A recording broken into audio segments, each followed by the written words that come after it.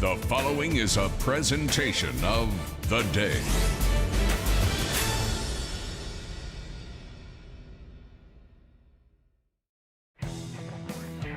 Happy Star Wars Day. May the 4th be with you here at Dodd Stadium. It is game day's coverage of high school baseball as the Killinlgy Trailblazers and the Bacon Academy Bobcats set to get it on here on the beautiful Monday night here in Norwich. All the action live on game day.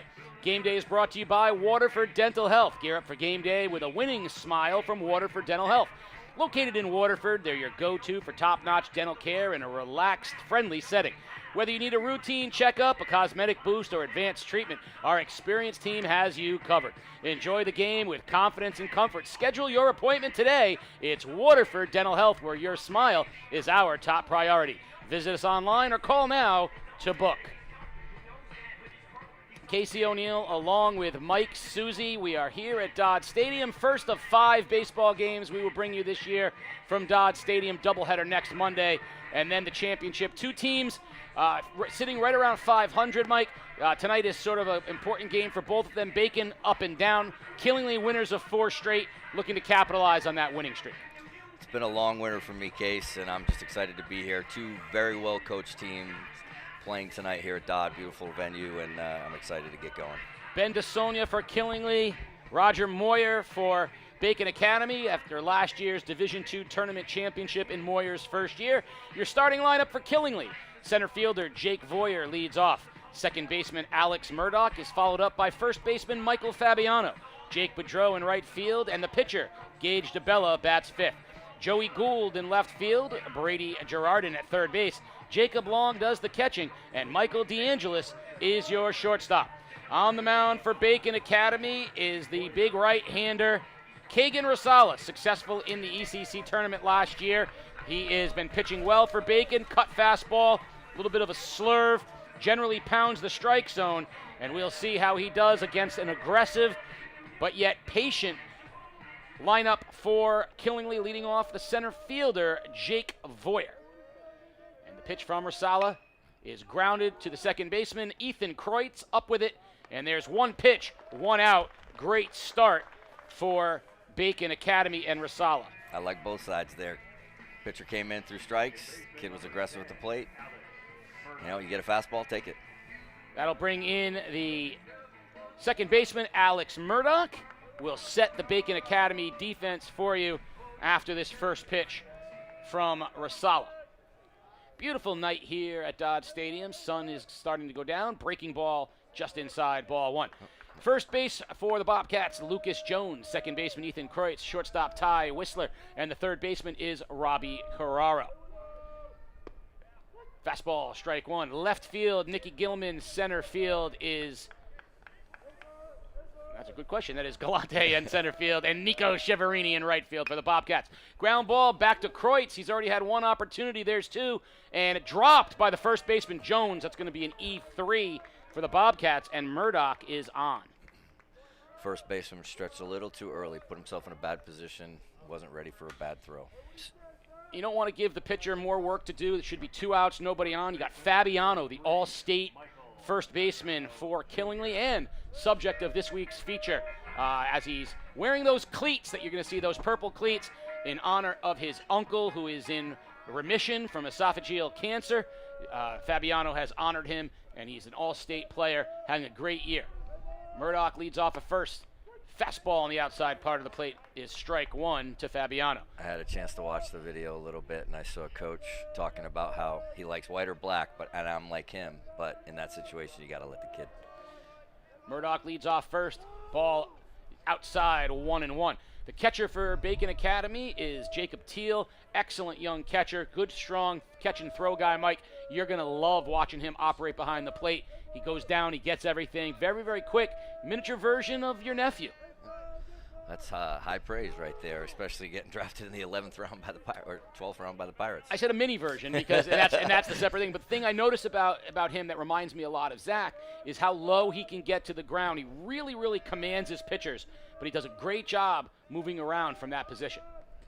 Rosales' pitch lined into the gap. That's a base hit. Galante comes up to cut it off, and just like that, Killingley's got something brewing with 1 out, an error and a line drive hit for Fabiano brings up one of the premier players in the ECC of the young crowd. It's sophomore right fielder Jake Boudreau, and Boudreau is lightning. 3 home runs on the early season, and I'll tell you right now, Cheverini out in right field needs to be very aware with this young man. Good power from the left side. 3 already, especially as a sophomore. Strike on the first pitch as a fastball from Rosala. Now Rosala here really needs to get a ground ball, which is his forte. That cut fastball he throws really bores in on the lefties. And you see Boudreau there staying in on it nicely, but peels it foul. No balls, 2 strikes. Second baseman's kind of deep and over. He's going to have trouble covering the bag, but the shortstop is up the middle a little bit. But I guess they're playing him to pull. They got the scouting report on him. 0-2 pitch. There it is. Fly ball, deep right field. Cheverini drifts back. He's under it, makes the catch. Back tagging is Murdoch, but he'll stay there. And a deep fly ball from Boudreau. Nice play from the right fielder, Cheverini. And that is your second out of the inning. And it'll bring up the pitcher, Gage DeBella. Hey, what better spot for you as the pitcher? Help yourself here with 2 outs and 2 on. Definitely. I loved pitching and hitting. Help yourself, not only on the mound, but get in the box and have a chance to drive a run in and help yourself. Well, I think it speaks you get to do successful things 2 different ways, right? You know, Yeah. you can go 0 for 3 at the plate. Not that you ever went 0 for 3, but you can go 0 for 3 on the plate, still go out and shove. Yeah. Or you could, be struggling out there on the mound, but you give yourself an opportunity here. So Driving a couple runs, make it a little easier for yourself. So Rosala behind 1-0 as the curveball sailed over the top of DeBella's head. And now he'll settle in with the 1-0 pitch. Line drive just over the outreached Whistler into left field. Gilman charges, bobbles, and that is going to allow the runner to score. Murdoch comes in on a single and an RBI for DeBella. It is 1-0 Killingley. There you go. Help yourself a little bit. Did you see where the shortstop was playing there, Case? Yeah. He was a little shallow. He was a little shallow. Especially with 2 outs. You don't want a ball to get through, so you want to play deep. Number 1, you want to be on your bellies, keep everything in so the run doesn't score. He's a little too short in that situation. He needs to be back a little bit. If he's back, he catches that ball. I think, he's playing at what we call high school shortstop because you got a big diamond here, and your inclination is to shallow up because you want to be able to make a throw. But we have to realize you got runners on first and second, which means you got to force. You don't have to cover as much ground arm-wise. You need to cover the ground foot side to sidewise. So that's a great observation, Mike. And Rosala, who's been pounding the strike zone, not being helped out here by his defense. An error and a bobbled ball in left field. Outside, that's going to get past Teal, and the runners are going to advance as left fielder Joey Gould steps into the box here with a chance to really do some damage. Yep, now it puts a lot of pressure on the defense, puts a lot of pressure on the catcher, puts a lot of pressure on the pitcher right here. Now you got a lot of backstop back there. Catcher's got to be on his toes, making sure he keeps everything in front. So Rosala going to have to do some work here. Already down 1-0. 1-0 count on the left fielder Gould. Fastball just up and out, 2-0. Open base, third baseman Brady Girardin on deck. That's the bottom 3 in the order. So we'll see if Rosala pitches carefully here to Gould. Down 2-0. Just think about that era, how it changed. One little mistake changes a whole inning. You got your 3, 4, 5 guys who can swing the sticks. You could have had 2 out, nobody on. You make the pitcher work a little harder. Now he's up in pitches as well. 3-0 pitch in there for a strike, 3-1. That was a get-me-over fastball and a clear take from Gould. But yeah, and then the error, not the error, but the misplay in left field. I think Gilman was coming up throwing, and that might have been a close play at the plate. But a good job of base running to score that run. And ball 4 to Gould. He will walk, and that will load the bases. And it is going to bring out Roger Moyer. He's going to want to talk to Kagan Rosala with the bases loaded, 2 outs in a key situation. 1-0 here in the first, and Brady Girardin, the third baseman, coming out to talk to Rosala. So, love being here at Dodd. This is the first of a few. Next week, we got a double dip. And then, of course, the ECC championship games later on in May. So, this time of year, it's It's baseball weather. It's going to get a little chilly tonight with a 7 o'clock start. Definitely. Those sweatshirts will come into Especially play. with the wind. That's what kind of kept that ball from the left, the lefty who hit that fly ball to right. He has 3 home runs already. He hit that ball pretty good, but this is a big park, number 1. Number 2, the flags are kind of blowing dead in. So I watched recently the video of Lee Elsey in the home run contest here, and I still marvel at the fact that he hit 4 or 5 balls out to left field where the ball doesn't carry at all. right. I mean, This is a big park. This is a big park. Rosala deals, ground ball to third, past Carraro into left field, and that might clear the bases. 1 run has scored, 2 runs has scored. Here comes the 3rd run. Throw, and it's not going to be made, and it's a bases clearing double for Brady Girardin, and it's 4-0 Killingley here in the first.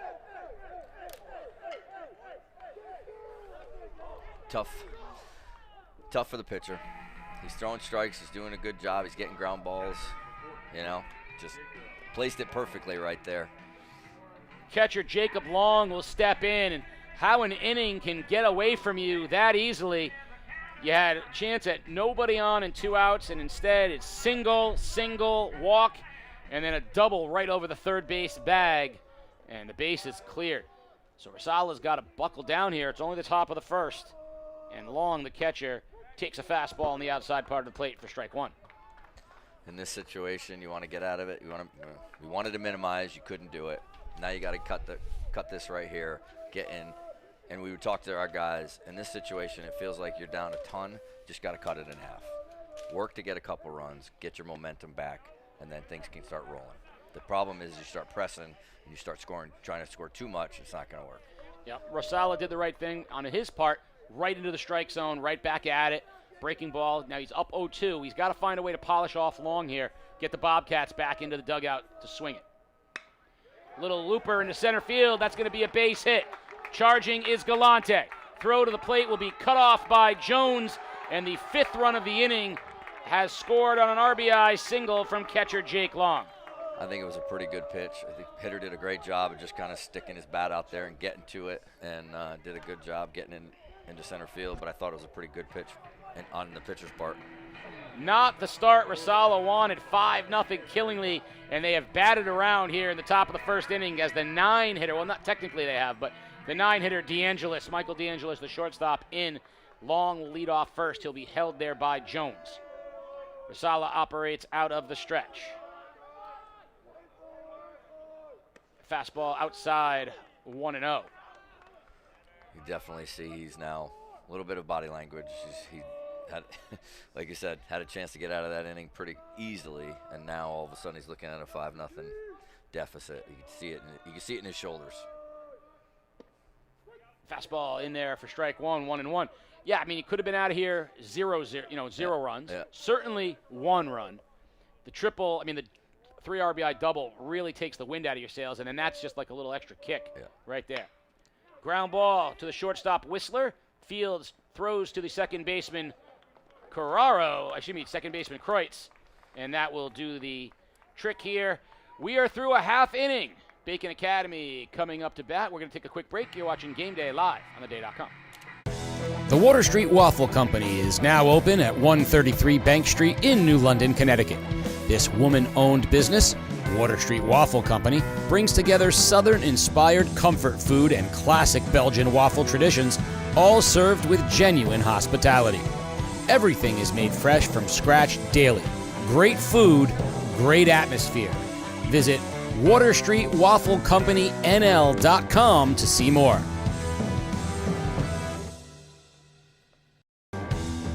This season on Game Day, all big hits are sponsored by the Norwich Sea Unicorns.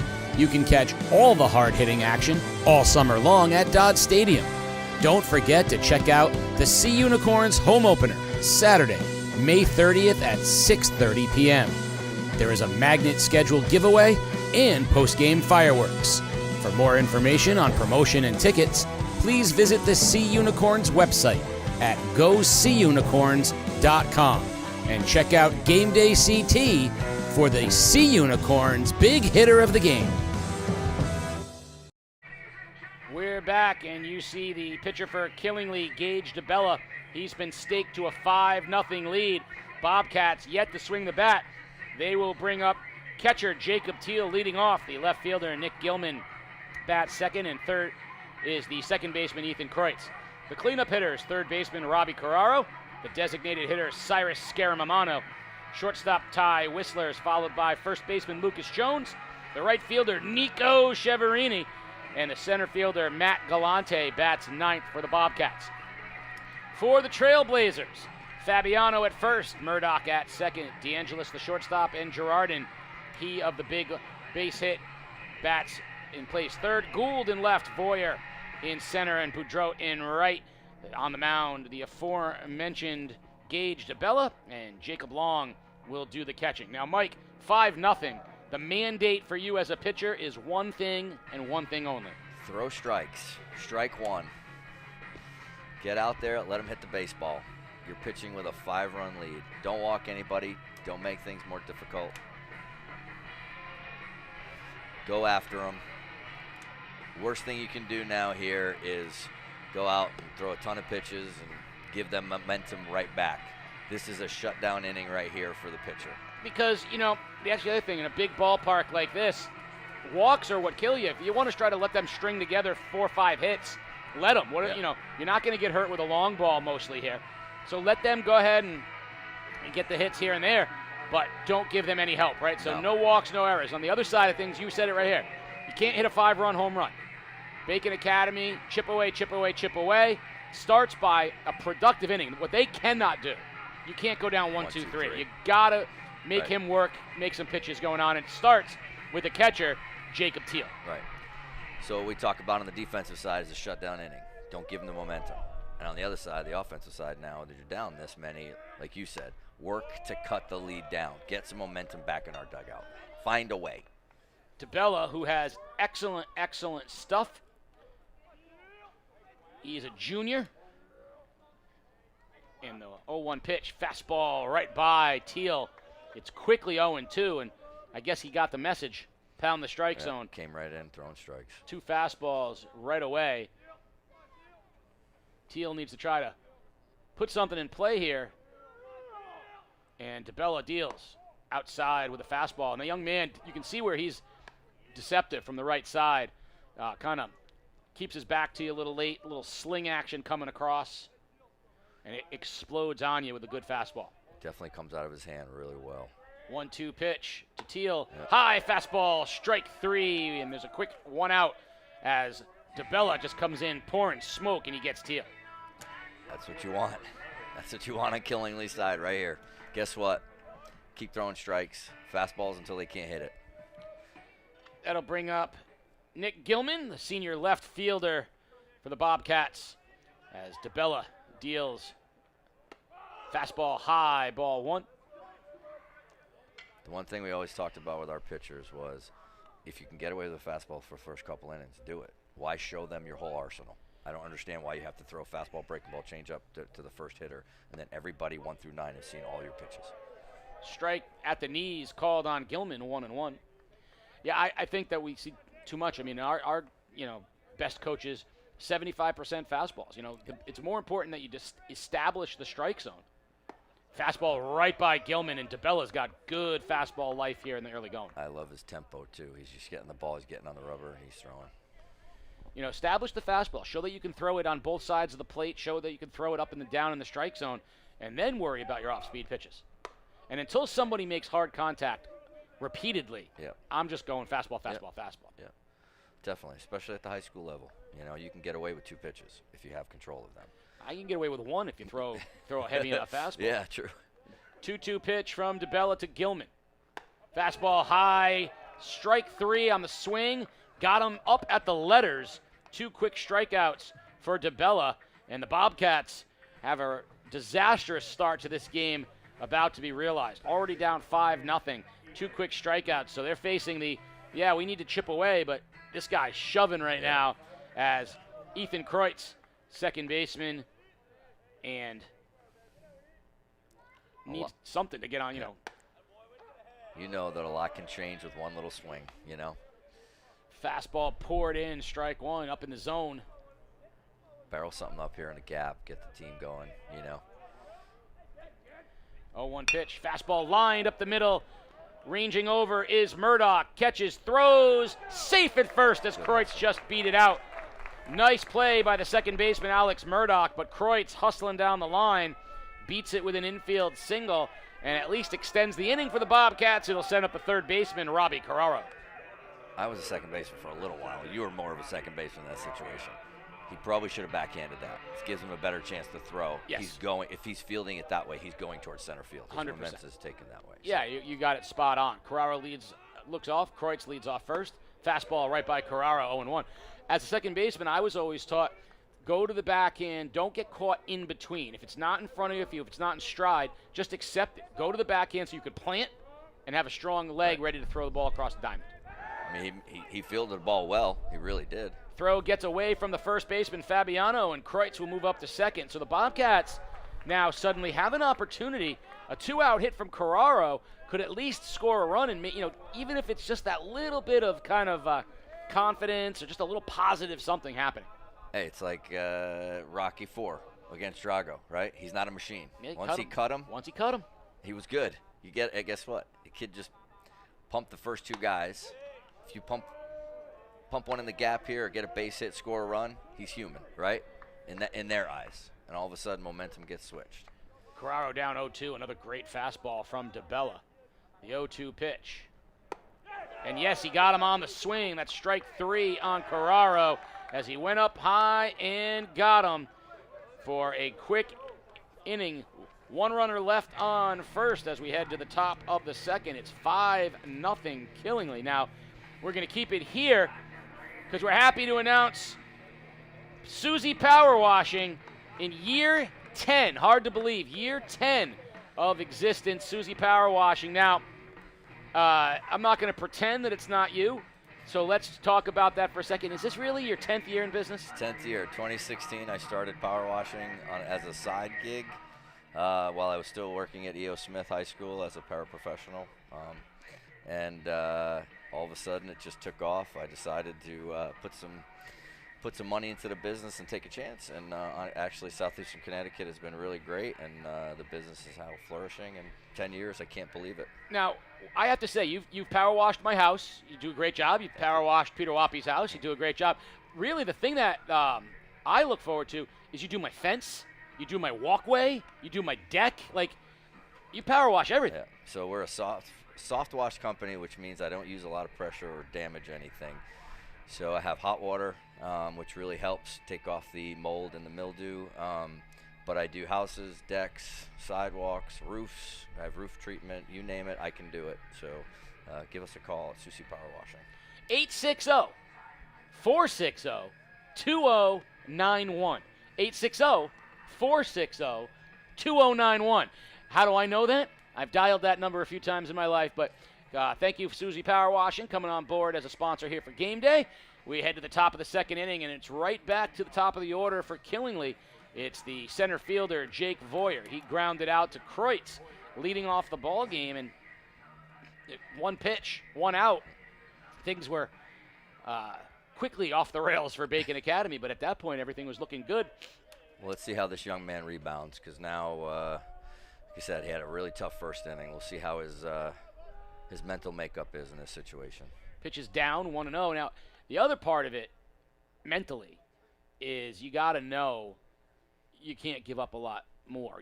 Right. Because you saw DeBella really, really look good in the bottom of the first inning. Right. Because you're looking across the diamond going, this kid's throwing the ball really well. I need to kind of minimize here and not give them any more because we're not going to get a lot off this kid. And that's going to hit Voyer. So I made a joke last year that Voyer was caught looking. That time, Voyer took one off the elbow. He'll go down to first base on the hit by pitch, and he is a threat to run. Voyer is not just going to stand there watching the pitcher. He is going to run every chance he gets. Well, he's got his oven mitt on. He's ready to go. There's more gear that kids have nowadays. I laugh when I watch college baseball because the kid will walk or get hit case, and He takes off the ankle guard, the shin guard, the elbow guard, the thing, and he puts on 2 oven mitts. Rushala now with Voyer leading off first. Murdoch, who grounded to Kreutz in what looked to be a really quick top of the first inning. The play turned out to be a drop ball at first base, and then the floodgates opened very quickly. So Rushala will check out Voyer. Nothing going there, and a fastball on the outside part of the plate for a strike evens the count at 1. What was the biggest badge of honor in the dugout when you're sitting there? The bruise on your 100%. tricep, Stitches. or the Stitches. the stitches in the back. Oh, love the you know? stitches. Love the stitches. Now with all the gear and stuff like that. Fly ball, shallow, not shallow at all, actually. Cheverini back. That ball carried, hit well by Murdoch, but Cheverini did us a nice job heading back and picking it up for the first out. And that's going to bring up first baseman Michael Fabiano. He got the real inning started with a bullet up the middle in the first inning. That kind of set the tone for Killinlgy. That was that hard hit ball off of Rushala, and here we go. 1 out, 1 on, and the All-State first baseman, Fabiano, digs in. Where is he going to go to school? An excellent question. Don't know. And I honestly am trying to remember. He's going to Keene State, if I believe. And yeah. Keene State's having another good year. They are tops in the LEC right now. Shout out to Mason Pingree, Bacon Academy graduate, up there playing for Keene State. And Waterford's Evan McHugh is up there. Having a heck of it. Having a great year. Time, yeah. A lot of locals, actually. Keene State recruited a lot of locals. There's a handful of kids up there. And Pingree on the mound, doing really well. McHugh swinging it really well. 1-1 count here on Fabiano. Rushala deals, and there's a line drive. Base hit into left field as Gilman will play it on a hop. Fabiano is 2 for 2 with 2 line drives. And Killinlgy has something brewing again as Jake Boudreau, the right fielder, will come up. He flew out towering fly ball to right field that Cheverini tracked down and settled under. But this is a danger spot here for Rushala. He's got Boudreau here and then DeBella, who got a hit, and Gould. So he knows these guys can swing the bats. Got to lock it in here. He's got to minimize here. He's got get a ground ball here, get an out. Rushala deals. Or a fly ball. High pop-up on the infield. Kreutz calls for it and makes the catch for the second out. The infield fly was in effect. The dangerous Boudreau has now been gotten twice by the Bobcats, and that is the second out of the inning, and that brings up the pitcher, Gage DeBella. DeBella, who we said, hey, you can help yourself out, and he got an RBI single, came around to score. He's in the same position now. Runners on first and second with 2 outs. And he started the rally. Got that base got hit. The first run. So now he's in this exact same spot he was in the first inning. Runners on first and second with 2 outs and a chance to help his own cause. Rushala deals. Check swing. I think it's just off the plate and no check, so it'll be 1 ball and no strikes. Ball in the gap here will score 2 easily with 2 outs. On the junior, Gage DeBella. Let's see how the young man on the mound controls himself. Rushala just off the plate. The junior versus junior matchup here. Definitely don't want to walk anybody here. You don't want to load the bases up for Gould, Yep. which would put you, by the way, in a similar position as the last inning, where you had guys on base all inning. You got to find a way to pound the strike zone here. 2-0 from Rushala. Swinging and a miss from DeBella. That's a good pitch at the lower part of the zone. 2-0. I got to be looking for something a little bit better more in the zone. That's a boxing situation. We learned that at an early age, right? You get something in your zone that you can handle. Line drive, center field. On the horse is the center fielder, and he will not get it. Galante couldn't do anything with it. Coming around to score is Voyer. 6-0 Killingley. Fabiano will hold at second, but DeBella, 2 for 2, 2 RBIs, both big hits with 2 outs, and Gould, who walked, will be up here for Killingley. The weather's been good. What's Bacon's rest of the week look like? Do we know? Bacon's schedule for the rest of the week? It's not easy. They have the hardest games coming up. Yeah. We just found Gould going to UMaine Farmington. Okay. I just mean, like, I don't know how long you can hold. You know, you can keep him out here, but if you have a tough week, it's only Monday. You know, you got a long week. You know, you don't want to waste too many pitchers. So Kreutz is the ace. JT Eisenberg behind him. They got some depth in their pitching, but I think Rashala is going to eat up some innings here if they can. I mean, you don't want to get it too out of hand, but I don't know that you're going to – I don't want to say give this one away, but, you know, you got to poise yourself to attack. They've got rematches coming up with some of those Division II. That's one thing we haven't talked about yet for the Bobcats. Fly ball into the outfield. Gilman settles underneath it, and that will end the inning. But the Trailblazers put up another one at 6-0 as we head to the bottom of the second inning. We'll take a quick break. You're watching Game Day live on theday.com. Game Day is brought to you by Waterford Dental Health. Gear up for game day with a winning smile from Waterford Dental Health. Located in Waterford, we're your go-to for top-notch dental care in a relaxed, friendly setting. Whether you need a routine checkup, a cosmetic boost, or advanced treatment, our experienced team has you covered. Enjoy the game with confidence and comfort. Schedule your appointment today. Waterford Dental Health, where your smile is our top priority. Visit us online or call now to book. This season on Game Day, all big hits are sponsored by the Norwich Sea Unicorns. You can catch all the hard-hitting action all summer long at Dodd Stadium. Don't forget to check out the Sea Unicorns home opener, Saturday, May 30th at 6:30 p.m. There is a magnet scheduled giveaway and post-game fireworks. For more information on promotion and tickets, please visit the Sea Unicorns website at goseaunicorns.com and check out Game Day CT for the Sea Unicorns big hitter of the game. The Water Street Waffle Company is now open at 133 Bank Street in New London, Connecticut. This woman-owned business, Water Street Waffle Company, brings together Southern-inspired comfort food and classic Belgian waffle traditions, all served with genuine hospitality. Everything is made fresh from scratch daily. Great food, great atmosphere. Visit WaterStreetWaffleCompanyNL.com to see more.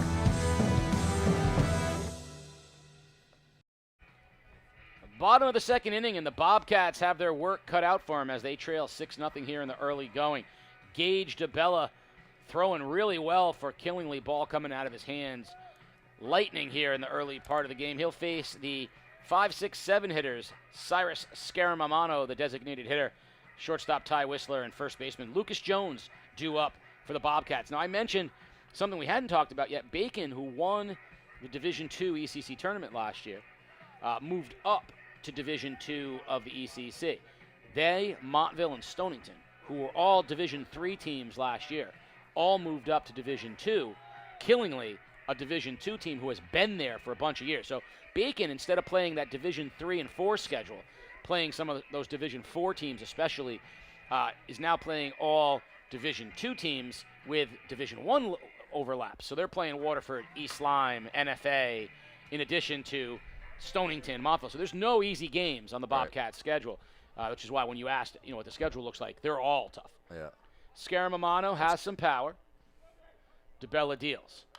It's got to be tough moving up in that situation, especially for the first time, playing some teams that you haven't played. You might have played them once. I know the ECC play. I don't know what the schedule is. Getting so East many. Lyme, Waterford, NFA, twice. Fitch. Yeah. Stonington. There's no weak team. Right. They're not playing anybody. There's no day off. That's correct. Or automatic W. Scaramamano on the breaking ball fouls that out of play, 0-2.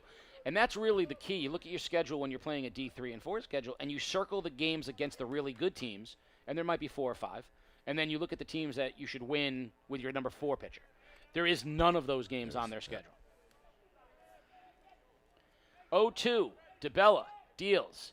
Fastball by Scaramamano, strike 3, and that is 4 strikeouts out of 5 batters here in the early going. And Ty Whistler, the shortstop, due for the Bobcats. That's like when you bring that minor league arm up at the end of the year and you go, here you go, Aaron Judge or Shohei Ohtani, and they take him deep and you go, welcome to the majors. Welcome, young man. Welcome, here you go. You move up a division, hey, here you go. Now you got these teams twice. Fastball outside on Whistler, 1-0. I mean, it's not that they don't know the teams, but it's a little different. right? He's just in there pumping it right now. Fastball up 2-0. I should say the cheer right now for the Bobcats with Whistler up, they're all yelling O'Neal, and it's not me. It's because he's wearing 27, worn last year by A.J. O'Neal, a favorite of the Bobcats, and they are all yelling for him right now as he gets a fastball past Whistler. I think that's quite the honor, but I don't know if Whistler is loving it. Like, hey, Hey, it's me. I got my own name here. Yeah. They're crawling out O'Neal. I love it. 2-1 pitch to the shortstop, Whistler. DeBella deals. Fastball lined right field. Down the line, and Peels just foul. Bedreau had a beat on it, as it were, and it'll even the count at 2-2. Big jersey to fill? Is that what it is? Literally a big jersey to fill, an extra large. But big moment last year for these Bobcats on their way to an ECC championship. O'Neal with a single off of Jacob Schrage, who's now at post Division II pitcher, that helped them propel their win over Stonington to get to the final. Curveball is up, full count on Whistler. So, yeah, in that regard, I think when you pass on iconic seniors, O'Neal, of course, was a 4-year player with Pingree, Eli Cheverini, and along with Jason Zingler, you have kids who've played a long time. Full count is a fastball high, and Whistler will walk to get a runner on for the Bobcats. And the first baseman, Lucas Jones, coming up next. Jones, who has committed to play. This is where I love all of this, because everything comes full circle everywhere. I just talked about O'Neal. Now let's talk about a Susie, as Lucas Jones is committed to play at Western Connecticut. He'll be going to play for iconic coach John Susie. It's been there forever. I think he's working on 29 this year. I think it's either 29 this year or he's been there a long time. What's crazy is that you've been in and out of coaching. Now your nephews, Brett and Zach, are both coaching, and Johnny's still going, still plugging away at Western Connecticut. Jones fouls it off. Count evens at 1. Give him a lot of credit. I mean, it's a tough grind sometimes. It really is. College baseball is not easy. It's a full-time gig. It's 24/7. It's all summer. It's recruiting. It's not like high school where you get like 10 weeks and you get who you get, and then you put the team out there, and you either go 10-10 and get in the state championship, or 8-10 now, and then kids graduate and you bring in new guys. Good breaking ball to Jones. Count 1-2. Whistler leads off first. DeBella deals. Breaking ball is chopped foul as Jones stays alive. I think if this doesn't have fastball on the up and out as your next pitch, I will be very surprised. 1-2. Talk about a pitcher's pitch, not a hitter's pitch. Make sure it's blacking out. Make it something that they're going to chase and not get good barrel on it. Nico Cheverini waits on deck. We talked about the Cheverini name in Colchester baseball. 1-2 pitch to Jones. Fastball up in the zone and away, and as if I were calling the pitches myself. There you go. And that is the 5th strikeout. All swinging for DeBella, and it brings up Cheverini, the right fielder. Now, Nico Cheverini, as he comes in, has taken on number 14, the number his brother Eli wore after a very successful multiple all-conference run here at Bacon Academy. And DeBella deals. Fastball up and away, 1-0 on Cheverini. He's definitely a little up in the zone. Arm dragging just a smidge.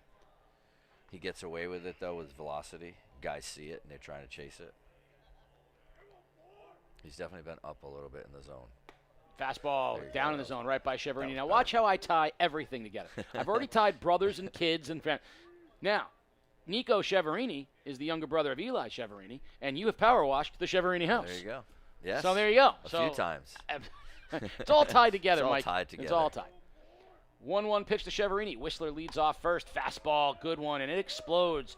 And, Cheverini, a varsity player for the first time this year, has been swinging the bat well, but that right there is a varsity fastball. Yeah, definitely. And this is a situation I think Roger really has to talk to his hitters and really tell them to concentrate, letters down. I mean, that's a tough pitch right there. That looked a little up, but, you're not going to catch up to him if you're chasing it up in the zone. Can't swing at that one. That is the 6th strikeout, and we're through 2. It's 6-0 Killingley. We're going to keep it here and talk a little bit about your nephews who are coaching high school baseball. So you've stayed kind of plugged in through them a little bit as well. When you talk to them, now they're coaching as far away from here as physically possible. Naugatuck Valley. Up in the Oxford. What do they talk about when you talk to them about the state of high school baseball up there? What are they seeing as young coaches? They've been up there now for a year and a half, and they feel like the competition up there is really good. You got St. Paul. I'm pretty sure St. Paul up there, and the Naugatuck teams. Really, really good baseball. He's really trying to put out a good product as best as possible. You know what I mean? He's got great support of the athletic department. They just redid the field a little bit and stuff like that.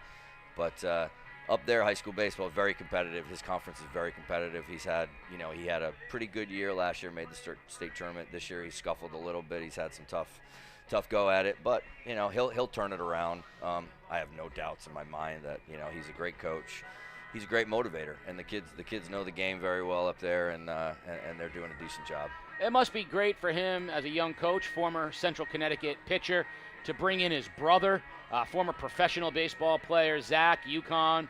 I don't know if the kids there recognize how good they have it. I mean, it was like, if you can't see it, then something's wrong. Like there was times in my coaching staff that I had two college coaches and my high school assistant was assistant of the year in the state of Connecticut. So our kids at E.O. Smith back in the day were pretty spoiled with some of the coaches they had. Leading off the top of the third is Brady Girardin, the third baseman, had the big 3 RBI double that really pushed Killingley out in front. Kagan Rushala deals 1-0, and it's popped up out of play 1-1. It's funny, again, you get some assistant coaches, are, plumbers. Right. And some assistant coaches are, guys who never played at all, are just there because they want to help out with the program. And those coaches love the kids, love the program, as it's fouled off in the box 1-2 or 0-2.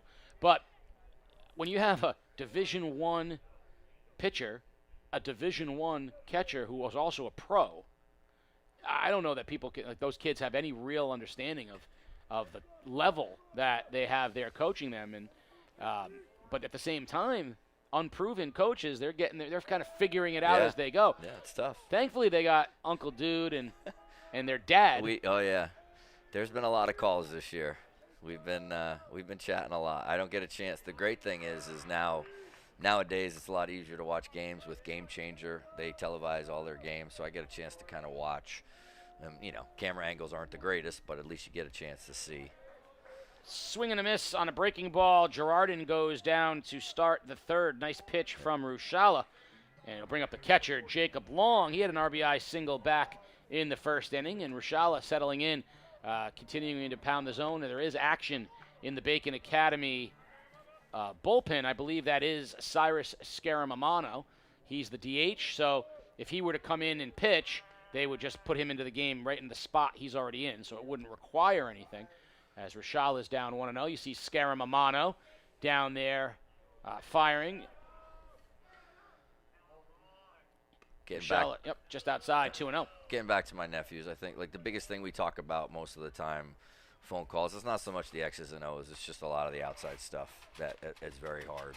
You know what I mean? For new coaches is dealing with, the players, the off the field stuff, how to handle this, how to do this, what happens in this situation, you know what I mean? Where myself and his dad have been through it for 60 years, maybe more than that combined. Yep. And, we've probably seen a lot of stuff that's going on the baseball field and off the baseball field. So good references to go to. That's the hardest part about coaching nowadays is not what happens between the diamond. It's what happens off the field. 3-1 pitch is outside, and Long works a 1-out walk, and that'll bring up the shortstop, Michael DeAngelis. He grounded out to shortstop in his first at-bat, and Rushala will deal out of the stretch with DeAngelis coming to the plate. I mean, it's almost like refuge, right? When you get to actually be on the field, that's the easy part. That's the part you love. It's the phone calls, the emails, the texts, and the things that go on afterwards that can always be difficult. Playing time, parents, those things are very challenging as Rashala deals a breaking ball on the inner half of the plate, strike one. And that's, again, being from a baseball family, I learned at an early age, even when my brother taught me when I first started coaching, it was, practices are for us, for the coaches, me, and then the games are for the kids. Line drive up the middle, Galante charges, plays it on a hop. And there will be runners on first and second with one out as DeAngelis singles, and that trouble here again for the Bobcats. So many base runners for Killinlgy. We're back to the top of the order. Jake Voyer, he grounded out to second base in his first at-bat, was hit by a pitch and came around to score the 6th Killingley run. And Rashala back, feels like he's just had traffic nonstop. It's been like Los Angeles out here. There's so much traffic. He strikes the first guy out. I'm, looking at it going, great job getting back out there and getting the first out, and now he's in trouble. But just got a big out right there. Induces a fly ball to Cheverini in right field, and I have to say I've been impressed with Nico Cheverini out in right field. Very comfortable out there as an outfielder. He's a catcher in the Cheverini mold, but you got a great sophomore here in Jacob Teal. He's a middle infielder. He's been starting games at second base, but how versatile and wonderful is it as a coach to have a guy that can play at all three phases in the field? One of the biggest things we tried to tell these kids when we were recruiting at the Division I level was shortstops are your best athletes, right, in high school. They're your pitcher sometimes, your shortstop, whatever. We had at one time when I was at Hartford, we had 7 shortstops on the field. They all can't play shortstop. Got to play someplace. Those are the best athletes. That's right. They're very easily made into center fielders, left fielders, third basemen, second basemen. Rashala deals Alex Murdoch, the second baseman. He's 0 for 2. Got on an error, came around to score the first run of the game in the first inning, and flew out to Cheverini in right. It's 1-1 as Rashala, give him credit. He has battled here despite, like we said, heavy traffic on the base paths and some unfortunate bounces. 1-1 pitch, breaking ball into right field. Cheverini surrounds, settles, and that'll do it here in the top of the third. The first 0 put on the board by the Trailblazers. We'll head to the bottom of the third, 6-0 Killingley. You're watching Game Day live on theday.com.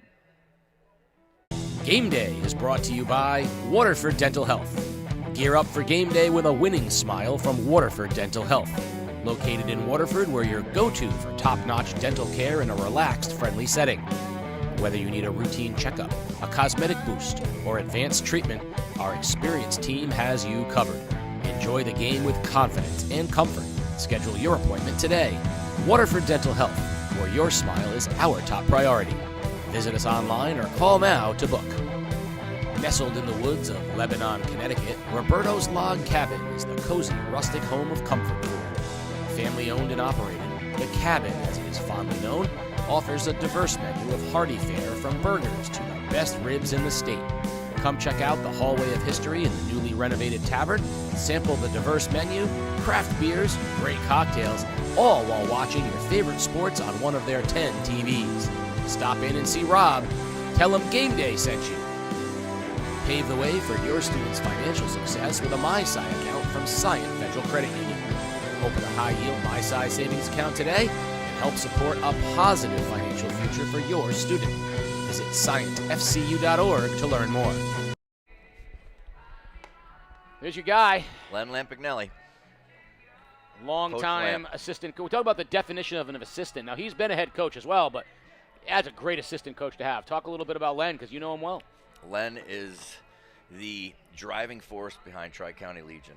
I first started with him in 2009 as a pitching coach with him, and then he decided to turn the team over to me when I was doing double duty, coaching college baseball and working in the summer. And just a great GM, great person, just a great man.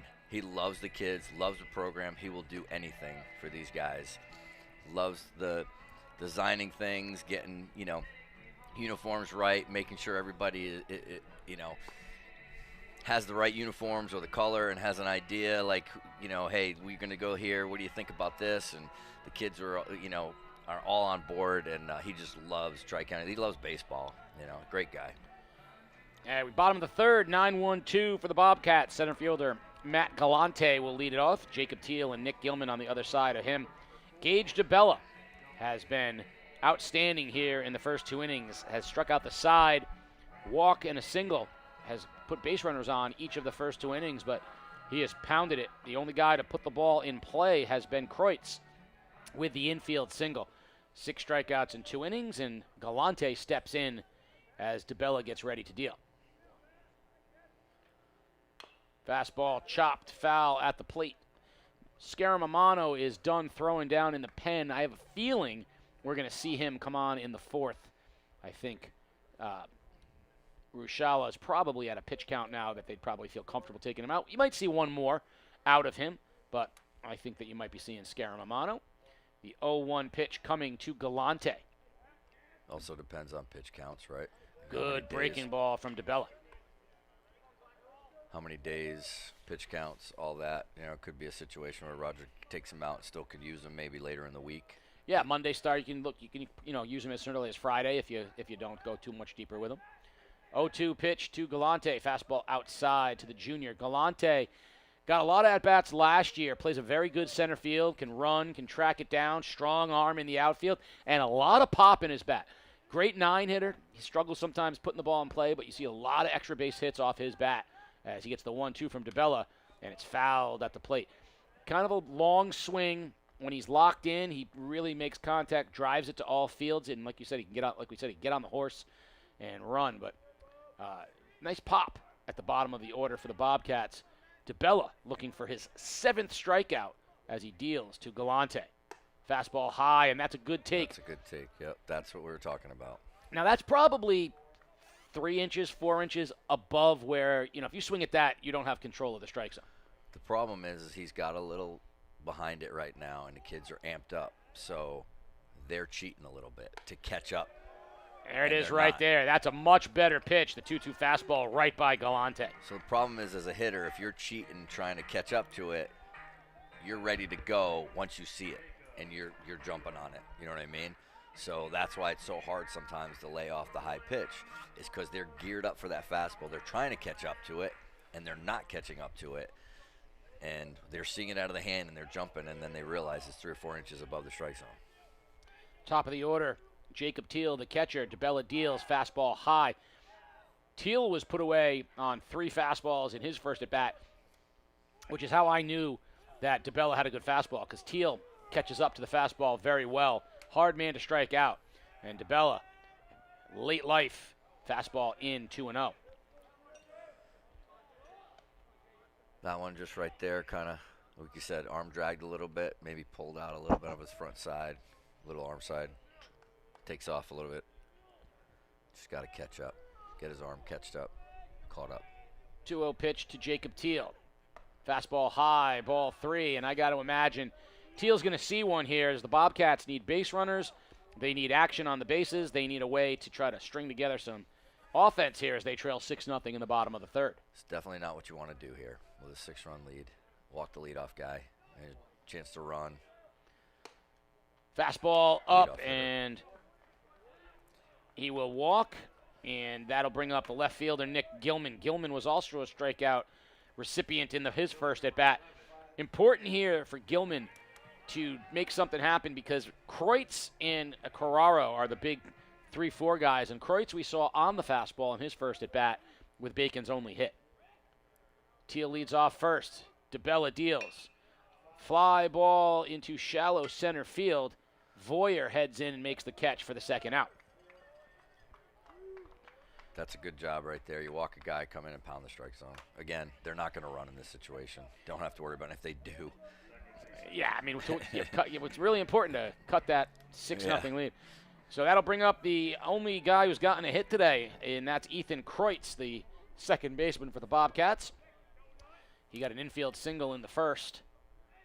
Teal leads off first. A good pitch on the inside part of the plate. That was one of his better breaking balls of the night. Yeah, sharp. Yep. That was sharp. I don't know if he has 2. There is a flatter. There's one that's more of looks like a slider. That one looked more of like a breaking ball. That's a sharper breaking ball as well there. 0-2, and Kreutz has got to be thinking to himself, guy hasn't thrown a breaking ball for a strike, and I get 2 good ones down 0-2. Yeah, now your head's spinning, and you don't know what's coming. Fastball up, if I had to make a guess. Yeah, it looks like catcher. There goes Teal, and strike 3 as he beat Kreutz. And that'll do it here to end the third. No runs, a walk, runner left. We're through 3-6-0. Killinlgy on top. We're going to keep it here, and we're going to talk about Susie Power Washing. A new sponsor here on game day, and Susie Power Washing. So you talked a little bit earlier about not doing a lot of damage as the power washing because you use hot water and soft. And so talk a little bit more about, because I always think about power washing as like banging it off your, with the power of the wash. It's right there in the title. It is. So talk a little bit about your process and what that can do for people, especially if they're concerned about, say, stripping a deck or something like that. Right. So that's the process. Is we want to minimize damage to your siding, your deck, anything by making. Basically, a lot of guys will make lines in houses because after a while, when siding sits in the sun or the deck sits in the sun, there's oxidation. So you're going to get a little bit of the chalkiness on a house. And it happens. I mean, every house is going to get a little chalky. It's going to get a little oxidized. So if you put a little pressure on that, you're going to see a line. And it's going to damage the siding, and it's going to minimize the life of the siding. So what we try to do at Susie Power Washing, and a lot of power washers do it, not just me, which is we call it a soft wash. We do a little higher concentration of chemical, which will take off the mold, will take off the black from your eaves and your gutters and all the white, and it'll make the white sparkle. But we don't put pressure on it and knock paint off or damage the siding or wreck screens or do anything. And it's just, one, it makes it look great, and two, it just extends the life of your roof or siding or deck or whatever, because we're not taking away the natural, the material that's kind of keeping it together. Leading off the fourth inning for Killinlgy with a 6-0 lead is the first baseman, Michael Fabiano. He is 2 for 2 with 2 singles, both hard hit. And Rushala still in the ball game here in the top of the fourth. Throws a ball down 1-0. We will talk more moving forward about Susie Power Washing, give you a contact number, how to get a hold of them. It comes highly recommended from those who have had it done, including myself. Fastball on the outside part of the plate evens the count at 1. Definitely a tale of 2 lineup cards. Yeah. We got Killingley's guys getting up for the 3rd time, and Bobcats Bacon has just turned over their lineup.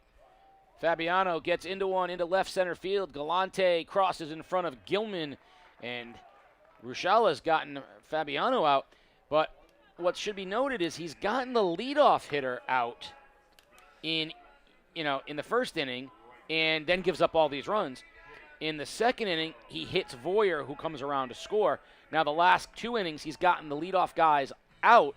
It's such a recipe, for successful pitching, as if you can get that first out. Right. That and strike 1. Strike 1 makes things a lot easier. And there's strike 1 right there to Jake Boudreau. He's flied out to right and popped up to the second baseman, Kreutz. He's 0 for 2, and the pitch from Rushala inside, ball 1. It evens the count. You can see the wind out there. It's breezy, not too bad at the moment, but when the wind shifts here, it cools it down, and the ball travels very differently. You see it's blowing in from the outfield, so good luck today, boys. Yeah, this park is playing even bigger. Does it say that ball wouldn't have been out of every park? Yeah, Yellowstone. So 2-1 pitch from Rushala upcoming to Boudreau. If line drive down the right field line, hooking, foul. If Rushala gets out of this inning and it's 6-0, I give the kid a little credit because he gives up 5 in the first and he settled down. Even though he gave up the 1 run in the second, he minimized that inning. But he's kind of come back and shown a little grit here, and not fallen. He could have very easily just tucked his tail and given up 10. Fastball down 3-2. 100%. If he can find a way to get through this inning without any runs, the positive thing, Roger takes the ball from him and says, hey, you grinded. You gave us last 2 innings out. Ground ball, fisted foul down the first base line. And that's the positive you're trying to build on. Like, I give coaches these days credit. They really do try to find a positive thing wherever it might be. They might forego a few extra batters if there's a moment where they can get a kid out in a positive way on either side of the ball. That was one thing that I had a little trouble making the transition from college to high school, I will say. I was tough on my kids the first few years, really pounding them, really kind of harping on mistakes. And then I realized that they're high school kids. 90% of them are just playing for fun and enjoying it and not going to play college baseball. So constantly harping on the negatives. 3-2 pitch. Boudreau lines that into the gap. That's going to get down for a base hit. Cheverini comes over, cuts it off, gets it quickly back into the infield, and holds Boudreau to a single. And that's a one-out hit, and Killinlgy yet with another base runner in front of the pitcher, Gage DeBella, who is 2 for 2 today, 2 singles and 2 RBIs. But this is the first time he's gotten up without a runner in scoring position. So he'll see if DeBella can make something happen here with just a runner on first. Yeah, high school kids need to come out feeling good about something. Yep. They need to be. They're going to go home tonight beating themselves up enough. Give them one thing to feel good about. And that's what I tried to do as I turned the page over after a few years. I really started trying to make it a positive, because even myself, I would leave and not be happy. I'm like, the game of baseball, I love the game of baseball. Why am I making it so tough and so hard? Popped up shallow left, going back, the shortstop Whistler, and he makes a nice catch for the second out. And that'll bring up the left fielder, Joey Gould. He is 0 for 1 with a walk, run scored, and a fly out to left field. And if Rusciala can find a way to come after him and get Gould, like you said, the positive that comes away is, hey, listen, you might have given up the 5 spot, but Rusciala really didn't pitch bad. No, he's definitely come back. And there you go, gets out of it. Line drive Great to Kreutz, and that is the final out of the 4th inning. So we are going to head to the bottom of the 4th inning. It is 6-0 Killingley. The Bobcats have 4-5-6. We'll be right back. You're watching Game Day live on theday.com. Game Day is brought to you by Waterford Dental Health. Gear up for game day with a winning smile from Waterford Dental Health. Located in Waterford, we're your go-to for top-notch dental care in a relaxed, friendly setting. Whether you need a routine checkup, a cosmetic boost, or advanced treatment, our experienced team has you covered. Enjoy the game with confidence and comfort. Schedule your appointment today. Waterford Dental Health, where your smile is our top priority. Visit us online or call now to book. Nestled in the woods of Lebanon, Connecticut, Roberto's Log Cabin is the cozy, rustic home of comfort food. Family owned and operated, the Cabin, as it is fondly known, offers a diverse menu of hearty fare from burgers to the best ribs in the state. Come check out the Hallway of History in the newly renovated tavern, sample the diverse menu, craft beers, great cocktails, all while watching your favorite sports on one of their 10 TVs. Stop in and see Rob. Tell him Game Day sent you. Pave the way for your students' financial success with a MySci account from Scient Federal Credit Union. Open a high-yield MySci savings account today and help support a positive financial future for your student. Visit scientfcu.org to learn more. Back here on a gorgeous night at Dodd Stadium. Look at that sky. That is May in Connecticut, which means it looks and feels cool and crisp on a Monday night here in Norwich. Gage DeBella has pitched a beautiful game here as we head to the bottom of the 4th. 1 hit allowed, no runs, and he'll face 4, 5, and 6. Robbie Carraro, Cyrus Scaramamano, and Ty Whistler. Nothing like a night game in baseball. It's something special. I used to love when Coach Holowati, we'd come back from Florida sunburnt, and he'd decide in the end of March to do a night game against Westfield State or Worcester, and it was 30 degrees, and I did not want the aluminum bat in my hand. No, I have my 2 favorite stories involving night games and cold games. One involves you, which is when you gave up the hardest hit ball in the history of baseball and broke my wrist with a line drive that I got 6 feet up in the air for, and it came darting down like a knuckleball, broke my wrist against Gonzales, Louisiana, and I ended up in the emergency room. That's not your fault, Mike. I certainly don't harbor any grudges. As DeBella deals to Carraro. As a pitcher, you let it go, you can't control it. So once it hits the barrel, I can't, I couldn't I didn't realize a baseball could get hit that hard, but that wasn't your fault. I supplied most of the power, though. 100%. I mean, you were throwing gas. Yeah. So 2-0 to Carraro. Exactly. Just where I wanted to end up at midnight. It was a Binghamton, New York. Yeah. Luckily, it was the summer. It wasn't that cold. No, that would have been worse. The cold one is my coach getting back at me. Carraro swings through a fastball 2-1. When I was at Wesleyan, I showed up late to a practice, which I know you're going. You showed up late to a practice? You're the guy that was there 2 hours before. Yeah. I had a job. Now, if it was me. Yeah, it's a little, you don't show up late to practice, though. 2-1 to Carraro. Lined foul, 2-2. So he waited, because the only thing I did was show up. I showed up 5 minutes late, and because I was working, but I could have gotten out, and he knew that. 3 weeks later, we're playing Trinity in a March doubleheader at Wesleyan, 40 degrees and drizzling. And in the 13th inning of the day, right, because it's the 6th inning of the second game, O'Neill, go pinch hit. 2-2 pitch. Carraro fouls it off, stays 2-2. Sitting for 13 innings and 4.5 hours. I felt like I was in full wool, with a blanket. Go pinch hit. I couldn't feel the bat to start with. The kid was throwing mid to upper 80s. And I swung at the first pitch, got it right off the handle, and didn't feel my hands for 6 weeks. I was never late to anything ever again. The 2-2 to Carraro, back foul to the screen, and he stays at 2-2. Oh, but I laughed. And he's like, O'Neill, grab a bat. And I was like, and do what with it, coach? I was like the scene in Happy Days when Ralph Malph took off his sweats and he had his street clothes on underneath. Because he never played. He never played. I was pretty sure. I was like, I had my cleats off. I was ready to go. I was ready to go in at that point.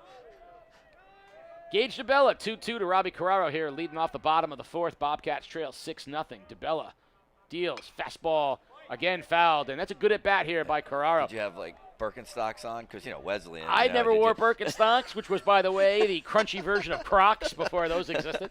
Now, Peter Wappy was more of a Birkenstocks guy up at Middlebury. I was never a Birkenstocks guy.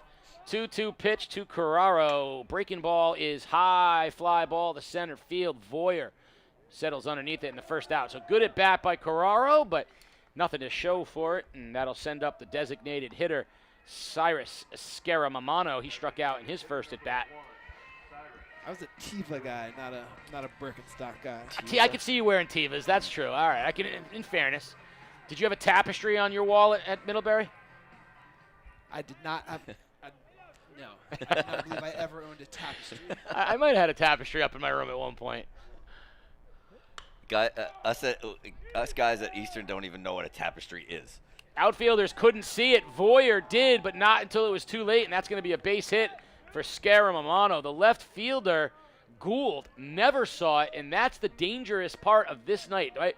Twilight right now, very difficult sometimes to see it off the bat. So a break for the Bobcats as Scaramamano finds the soft spot in left center, and a one-out base runner as Ty Whistler, the shortstop, steps in. Whistler walked in his first at-bat. Fouled out of play by Whistler. I know they graduated a lot this year, Bacon, young team. Yeah, I mean, good senior group. As throw over. Good senior group. Ethan Kreutz is a senior. Lucas Jones is a senior. Scaramamano is a senior of the starters. Yep. But, yeah, I mean, an iconic group. Pingree was a 4-year guy. O'Neill was a 4-year guy. Cheverini was a 3-year guy. That's a good group. Zingler was a foundational guy for them. Yeah, that's a tough group to lose in Moyer's first year, and they were very close-knit. This group here is not young, but a lot of junior talent on this team. So I think this is still, next year is the Bobcats' year, though they might lose Kreutz. Liner to right field. Bedrote settles underneath it, comes in to make the play for the second out of the inning, and that'll bring up the first baseman, Lucas Jones. So if you look at the Bobcats pitching staff, you got JT Eisenberg coming back. He's a junior. Rushala's a junior. Carraro's a junior. Cheverini's a junior. You've got Teal's a sophomore. Galante out in center field's a junior. Next year is a year where they're going to have to find a little pitching, but they're going to be very talented again next year. Now, Teal played center field last year. Played center field last year as Cheverini caught. Jones takes a strike on the inside part of the plate. Killinlgy also with some big-time seniors with Murdoch, Gould, along with Fabiano. But other than that, they got a lot coming back too. Cupboard's not bare for either team. Fastball down, and I'd like to say a good block by Long, but that's what catchers are supposed to do, right? Just get a body part in front of it. Keep it in front. Scaramamano stays at first, 2 outs. Bobcats looking to get a runner in scoring position, which they only did when Kreutz got to second on the throwing error. Otherwise, it's been very quiet. Jones fouls it straight back, 1-2. That was a good swing. Jones is a fabulous story. I believe Mike DeMoro is going to be featuring him in the upcoming week. Jones lost 75 pounds between last year and this year, completely redefining his body and changing the entirety of how he approaches baseball. Fastball high. To the point where when he walked into his visit at Western Connecticut, your brother, Coach John Susie, looked at him and goes, "You're not the kid I saw on video." And Lucas said, "No, I'm not. I'm 75 pounds lighter." That kid, half the kid's home. And Jones did it all on his own. Liner, right field. Bedreau on his horse, chasing, dives. Can't make the play. Fair ball. Jones heading to second. And Scaramamano rounds third and decides to hold. So it's a 2-out double for Lucas Jones. And the Bobcats have runners at second and third for Nico Cheverini. Now, the joke about Jones is that he's never been particularly fleet of foot, and even there, 75 pounds lighter.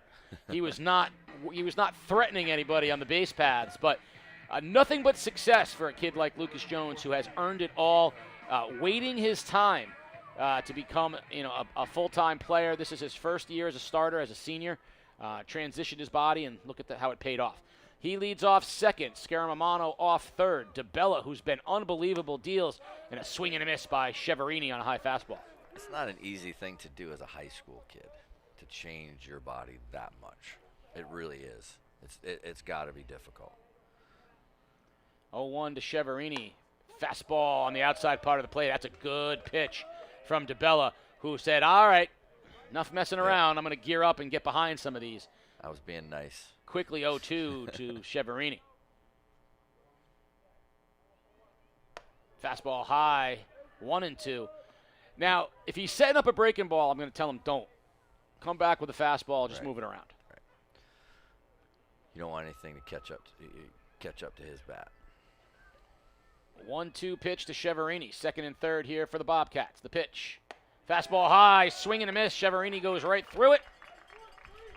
And that'll end the Bobcats' fourth inning. No runs, a couple hits, a couple runners left on base. We're through 4. It's 6-0 here in favor of Killinlgy as they rock a little chicken fry. We're going to send it away and come right back. You're watching Game Day live on theday.com.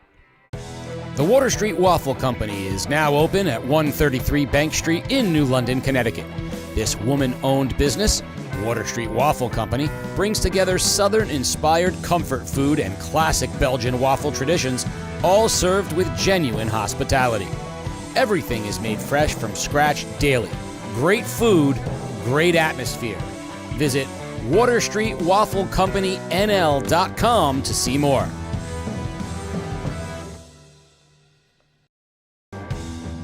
This season on Game Day, all big hits are sponsored by the Norwich Sea Unicorns.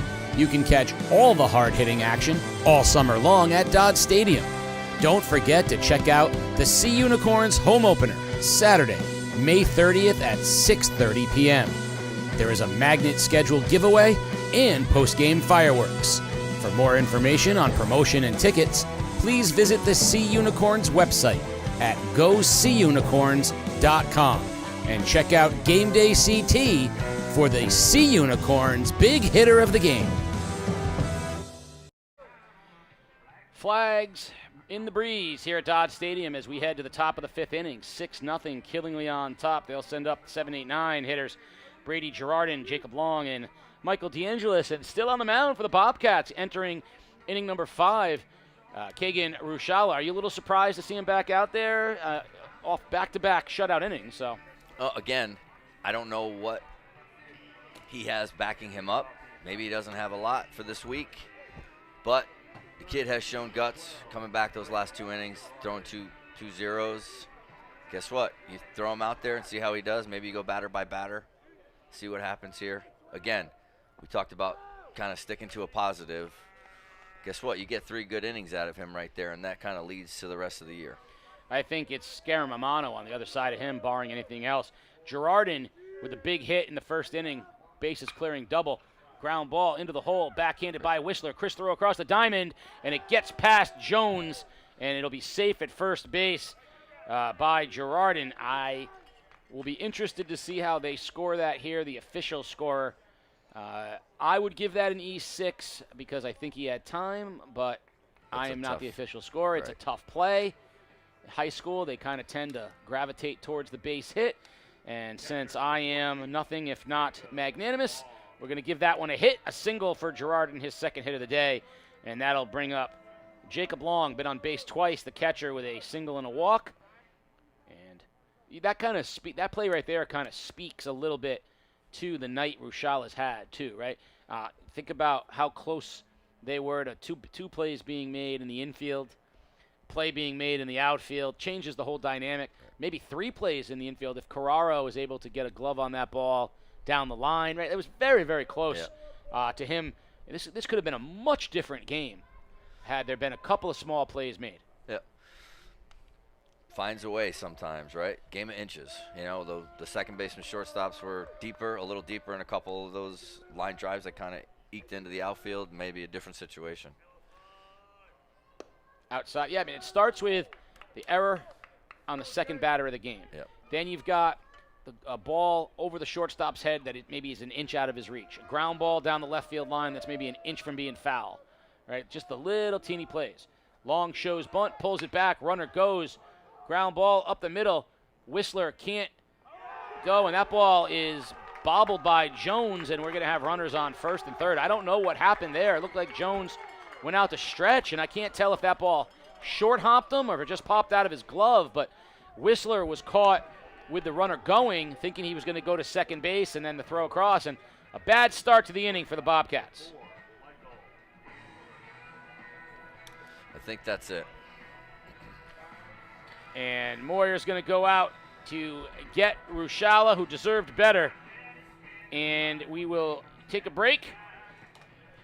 Pitching change here at Dodd. Killinlgy on top, 6-0. You're watching Game Day Live on theday.com. The Water Street Waffle Company Woman of the Week this week here at Dodd Stadium. Bacon Academy was the home team, and they had the choice, and it is Lynette Dimmick, and this is what Bacon Academy had to say for her dedication, commitment, and reliability to Bacon Academy athletics and events that has created a lasting impact on the success of student athletes and a positive experience for their families and the community. Congratulations, you are the Water Street Waffle Company Woman of the Week. This is a gift card to Water Street Waffle Company in New London. And I got to tell you, Mr. Burke, the athletic director, I have never read a paragraph. I don't think he's ever written this long a paragraph ever describing all the ways that you make things better at Bacon Academy.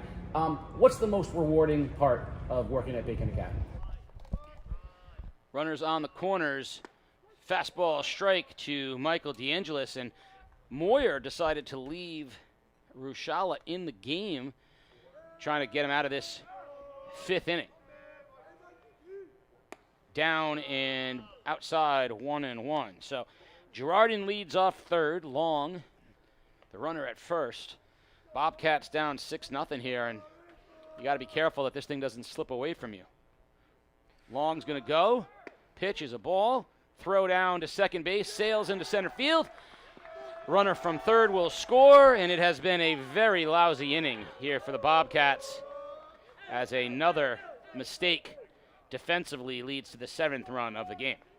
That one right there looked like the shortstop was supposed to come across, and if the runner goes, he's supposed to cut it off, and he kind of was a little hesitant. And then the second baseman thought he was going to cut it off and didn't get it, so a little miscommunication there. Strike 2 to shortstop Michael DeAngelis as Rushala, and that's actually strike 3. So the previous pitch was called a strike, which got by me. So that's a strikeout for Rushala. And that'll bring up the leadoff hitter, Jake Voyer.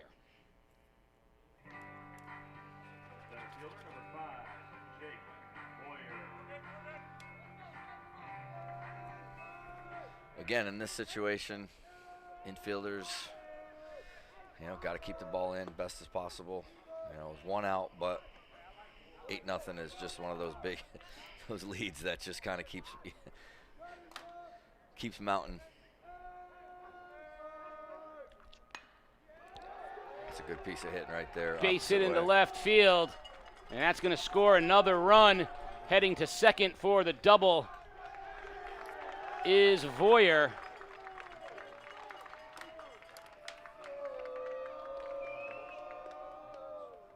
Well, the 10-run rule is in effect, isn't it? It will be, and it is 8-0 right now.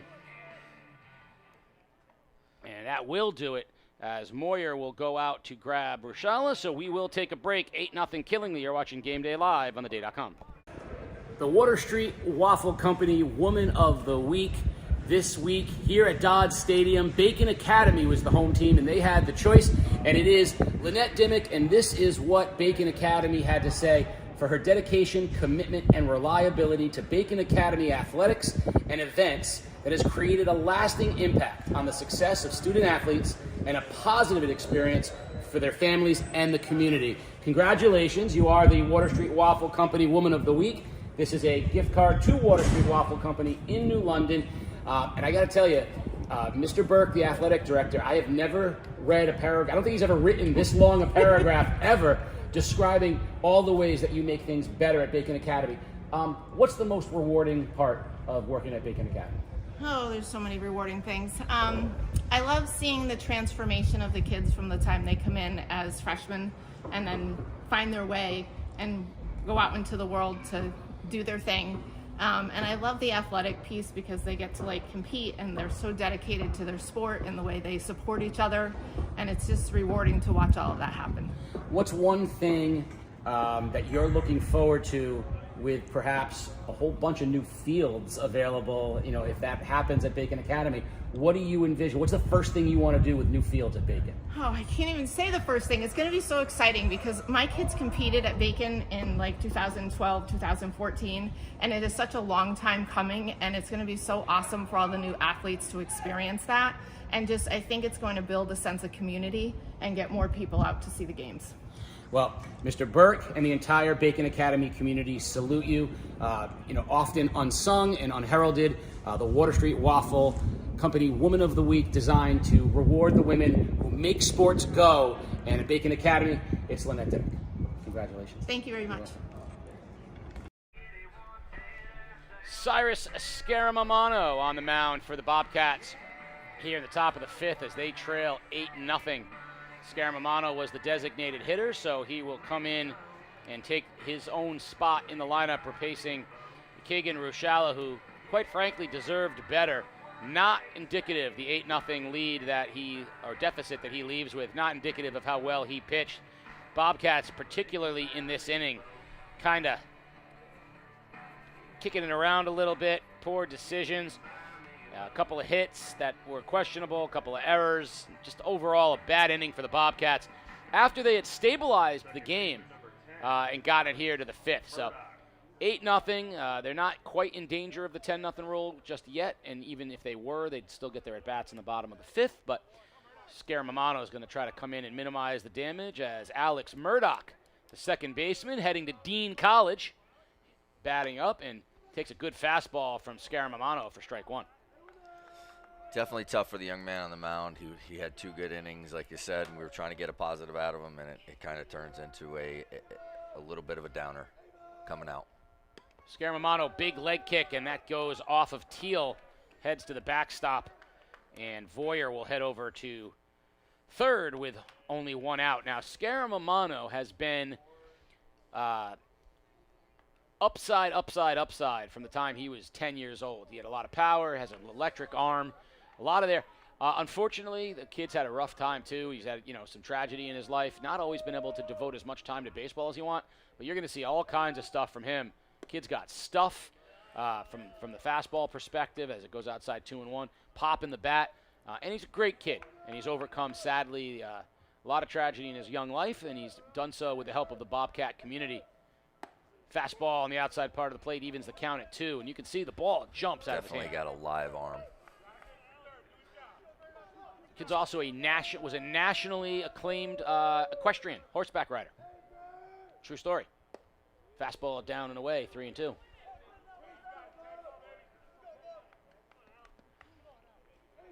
Full count to second baseman Alex Murdoch.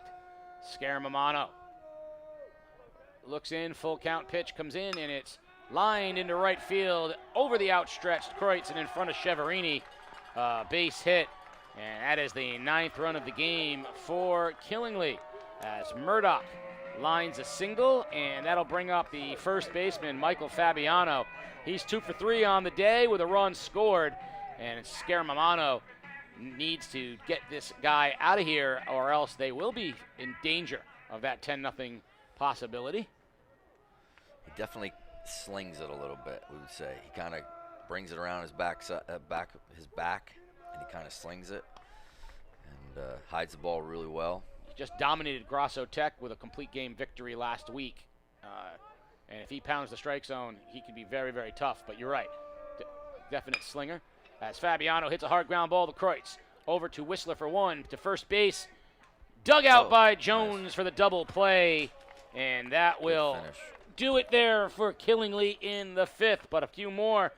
9-0. Trailblazers on top as we head to the bottom of the 6th inning. It'll be Galante, Teal, and Gilman due up for the Bobcats. We'll take a quick break. You're watching Game Day live on theday.com. Game Day is brought to you by Waterford Dental Health. Gear up for game day with a winning smile from Waterford Dental Health. Located in Waterford, we're your go-to for top-notch dental care in a relaxed, friendly setting. Whether you need a routine checkup, a cosmetic boost, or advanced treatment, our experienced team has you covered. Enjoy the game with confidence and comfort. Schedule your appointment today. Waterford Dental Health, where your smile is our top priority. Visit us online or call now to book.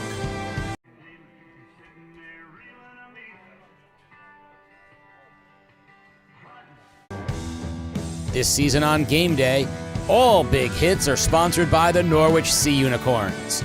You can catch all the hard-hitting action all summer long at Dodd Stadium. Don't forget to check out the Sea Unicorns home opener, Saturday, May 30th at 6:30 p.m. There is a magnet scheduled giveaway and post-game fireworks. For more information on promotion and tickets, please visit the Sea Unicorns website at goseaunicorns.com and check out Game Day CT for the Sea Unicorns big hitter of the game. Bottom of the 5th at Dodd Stadium. The Bobcats trail 9-0. They'll come up, send Galante, Teal, and Gilman to the plate. I'm joined by the heart, soul, and general manager of the Sea Unicorns, Mr. Lee Howard, and thank you for joining us, and thank you for, helping to get the ECC here to Dodd Stadium, because there's still nothing like this environment. It's the best environment for baseball at any level, and we love being here. Yeah, I tell people that all the time. I grew up down in Waterbury. We had, Municipal Stadium down there, former minor league stadium. Doesn't compare to this place, but anytime we got to play there as kids, we always enjoyed it. And so for me, it's always something I want to make sure we have the ability to do here is bring the high school kids, bring the travel ball kids in here to play in a former professional environment that we still treat as a professional environment. And I like to think the kids and the coaches all enjoy it as much as I do. Leading off for Bacon Academy, the center fielder, Matt Galante, the 9-hitter. And high foul ball back to the screen. So the Sea Unicorns, brand new sponsors here on Game Day. You guys are sponsoring the heavy hitter. And I want to talk a little bit about that. And I want to talk a little bit about the upcoming events at the start of the season here for the Sea Unicorns coming up. Breaking ball outside. So, all right. I want to get a picture of this when we come back on screen and show everybody what we are doing here. Where are we? There we go. Line drive foul down the right field line. So So Lee, when you sponsored us this year, Game Day, we talked about the big hitter, and we decided we would give a family 4-pack, which I have here, that goes to the big hitter that we choose at the end of the game. You'll be delivering that down on the field after the game, and I have this letter that you wrote, which is really great, and you invite them to throw out the ceremonial first pitch. I want to make sure everybody sees this, because this is my favorite part of what we're doing right now. We've rewarded so far 2 lacrosse players, and they're going to throw out the ceremonial first pitch with the lacrosse stick. You're going to film it, and we're going to make sure we cycle that back out. But you do such a nice job. 4 tickets, a beautiful letter addressed to strike 3 on Galante as DeBella pours a fastball. A beautiful letter addressed to the big hitter.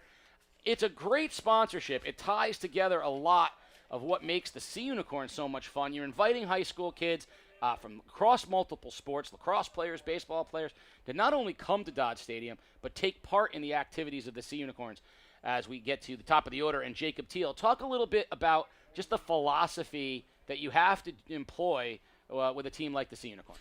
Yeah, so, college summer ball, a lot like minor league baseball in the sense that you want to involve the fans as much as you do anything else that's going on. And so, with this sponsorship, it was a great way to be able to reward high school players for an outstanding game in a hitting way, and to bring them out to Dodd Stadium, have a little fun, and give them some extra recognition out on the mound. And looking forward to those lacrosse first pitches with the sticks. I think that's going to be great.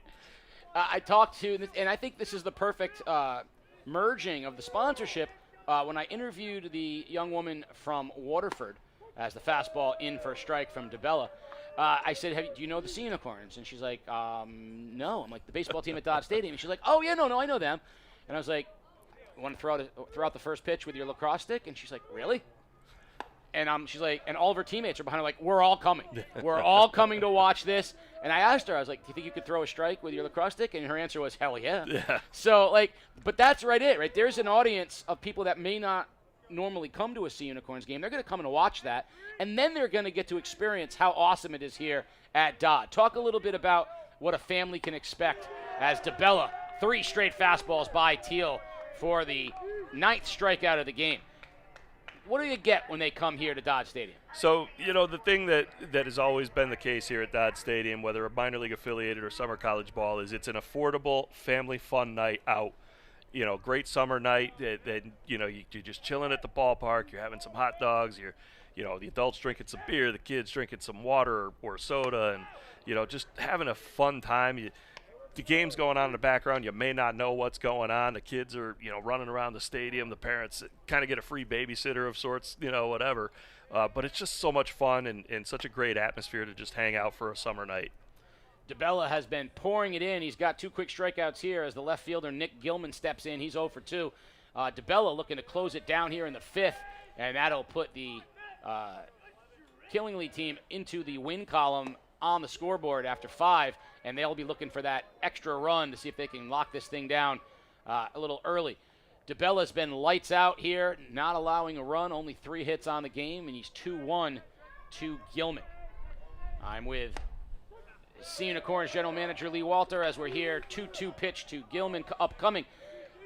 You guys got opening day coming up later this month, and I've been reading a lot about it, but you're going to be doing giveaways. You're going to have fireworks. I mean, this place is going to be hopping come the end of May. Yeah, so opening night, Saturday, May 30th, we'll have the magnet schedule giveaway that's been tradition on opening night, and the night with the fireworks show, which has also been tradition on opening night. Play again the next day at 1 o'clock for our first Sunday Kids Day. After the game, the kids can run the bases and have a catch in the outfield. So that opening weekend at the end of May, going to be action-packed, and that's just going to kick off the summer for us.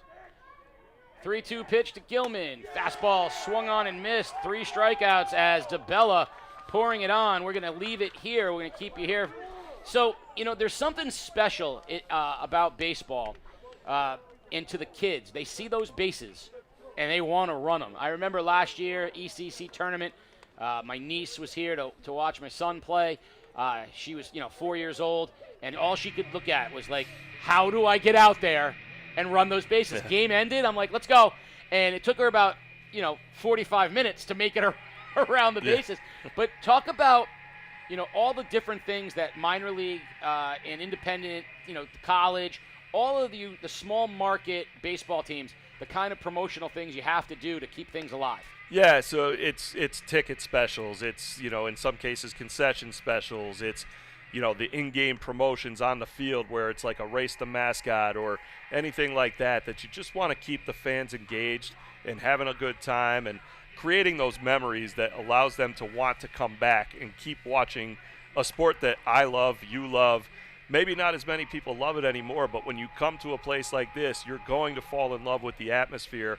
Whereas, no knock on a Fenway Park or something, but you don't get to do those things there. You're there to watch the guys that are making millions of dollars play as a profession. And so, minor league markets like this and summer college markets, it's just all about having fun and creating such a great atmosphere. And you got to do whatever you can with promotions to do that. And I think that's an important part for the people that are watching to understand is like, we think about what a night out costs for a family. A family of 4 can come to a game here at Dodd Stadium. And what is a reasonable thing for a family of 4 to expect to spend? Come to a baseball game, everybody gets a hot dog and a soda, and everybody is actively watching and taking part in specials. What's that going to run a family of 4? $75 to $100. I mean, that is an impossible ticket as Boudreau takes strike 1 from Scaramamano here in the top of the 6th. Boudreau is 1 for 3, singled in his last at bat. I mean, you can't do anything for $100 by yourself, let alone a family of 4. And I think, you're talking about as a parent, beautiful pitch there on the inside part of the plate for strike 2. This place is a natural babysitter. You've got the beautiful pavilion area. The kids like to roll down the hill. You've got an area for the kids to kind of run around. So if I'm a family of 4 and I'm bringing foul to the backstop 0-2, if I'm a family of 4 and I'm bringing my kids here for a game, like they can be active. They can run around. There's things for them to do during the course of the game. It can be a little bit interactive. I can feed them and spend 4 hours at the ballpark and do it at a price that you can't do otherwise. 1-2 pitch, slapped over towards the left side. Carraro cuts it off, throws a strong throw across the diamond to Jones. And there's your first out in the top of the 6th inning as Boudreau grounds out 5-3, and that'll bring up the pitcher, Gage DeBella, 2 for 3 with a couple of RBIs here in the ballgame. And that's remarkable to me. You're a built-in restaurant, movie theater, and playground, all built in one thing on the cheap. Yeah, no doubt about it. And it's what makes it fun too. And for me personally, people always ask, well, what's your favorite part about working here? Is it getting to watch games for free? And first off, I don't really get to watch the games. I don't even half the time know if we won or lost. But at the end of the night, if the families are leaving happy regardless of the scoreboard, they've had a great night, they've had a really exciting game maybe or fireworks night, and they're leaving with smiles on their faces saying, hey, we'll be back. That's the best part about it. And that's why I love what I do. 0-2 pitch here coming to DeBella. Scaramamano's been tough in his limited time, and it's just sails high. Now, you may not know this, but I have played on this field. I have coached on this field, but I have also thrown out the first pitch. Not for you. Not for you, which is smart on your half. But for the Tigers, I threw out with Steve Elsey and friends. The 3 of us got to throw out the first pitch here at Dodd, and it's still one of the highlights of my life. I mean, it's a great experience. A big diamond in a beautiful stadium like this never, ever gets dull. No, and I like to tell people that I have the best office in the world when I get to pull into this place. And you come out the back door, and as a fan, you come in the main gates. The press box is kind of blocking your view originally, and then you come around that corner and you see this big green field. It's the same feeling you get when you go to a Fenway Park or a Yankee Stadium and you come out of that corridor to go to your seats and you just see this big openness, and it's such a beautiful sight. Yeah, I think there's something really special, and I go back. Scaramamano faces Gould, the left fielder. I go back to the origins, of this place. I was here when Roger Clemens was here and David Cohn, and I got to watch the rehab assignments of those Yankee players. I followed them through all the years. Like I said, I've played here. I've come to graduations here. The idea that this place becomes more than a baseball stadium, that it becomes an event stadium for sports and other things, I think a lot of people feel a nostalgic attachment to Dodd Stadium and would like to see this place stay active, hosting as many different things as possible.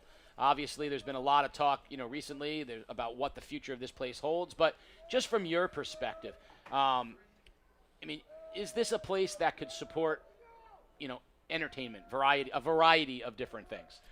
I think it can. I think that there's always going to be challenges. Some of the things that we, of course, always deal with is traffic getting into the ballpark on busy nights because it's up on the top of the hill of an industrial park. It's one way in, one way out, single lanes. And so, you do have to adjust for that. But, you expect that when you're coming to an event, right? It's no different than going to Fenway Park. You're getting caught in traffic on the Mass Pike. So you just kind of learn to deal with it. Maybe you leave a little earlier to get there. So I think that it is possible for this place to support that. It's just a matter of, continuing to market it well, market it to the right people, and get people out here. Beautiful fastball by Scaramamano puts away Gould to end Killinlgy in the top of the sixth. 9-0 as we head to the bottom of the sixth. I want to finish my thought on that. I went to a concert this last summer. I went to see Christopher Cross, Toto, and Men at Work. Yes, I did. In Bridgeport at the amphitheater. And you know what? It took me an hour and a half to get out of the garage afterwards, and I didn't care. Right. And I didn't care because I had the best time at the event. I came here when Roger Clemens was here, and it took me an hour and a half to get out of the parking lot, and I didn't care because I loved the event. The bottom line is the traffic only stinks if you don't have a good time. That's very true. If you have a good time, I'll sit up here and wait all day long. So I can't wait to see this summer with the Sea Unicorns. Remind everybody once again, opening day, when they can come here and check out the start of the season. Saturday, May 30th, gates open at 5:30, first pitch 6:30. We'll have the magnet schedule giveaway and the fireworks right after the game. Sunday, the 31st, gates open at noon, first pitch at 1 o'clock. Kids run the bases and have a catch in the outfield following the game. Sounds good. We're going to let you get back to your responsibilities. We'll bring Mike Susie back for the bottom of the sixth. But thank you very much to Lee Walter. And again, thank you to the Sea Unicorns for being a part of Game Day. The partnership between local businesses and Game Day is so very important. And I think we hit a home run, to use the parlance with this one. So I'm looking forward to it. Thanks, my friend. Casey, appreciate it. Tell Seuss to get back in here and see if he can't. I was hoping we could give him Scaramamano, but we're going to let him off the hook. I'm not sure he made any announcements, quite honestly. All right, Lee. Thank you.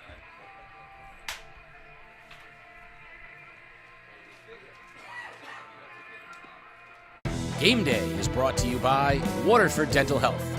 Gear up for game day with a winning smile from Waterford Dental Health. Located in Waterford, we're your go-to for top-notch dental care in a relaxed, friendly setting.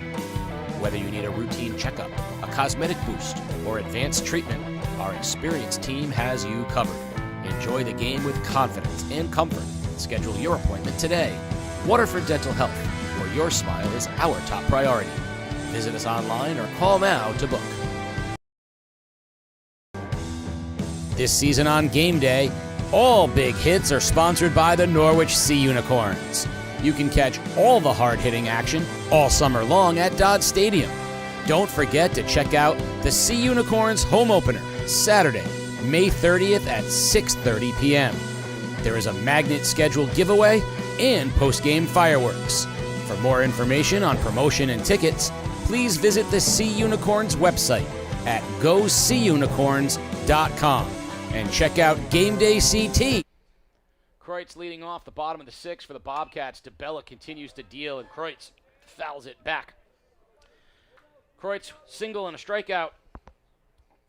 3 strikeouts in the first, 3 strikeouts in the second, 2 in the third, 1 in the fourth, and 3 in the fifth. And if you want to total that up, that amounts to 12 on the day for DeBella.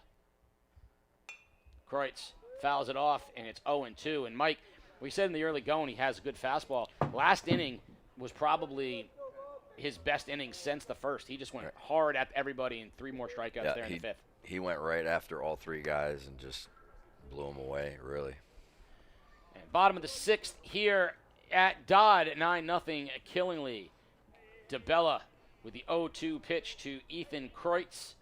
And the pitch. Fastball lined into center field, but Voyer right there in his steps, and he didn't have to move.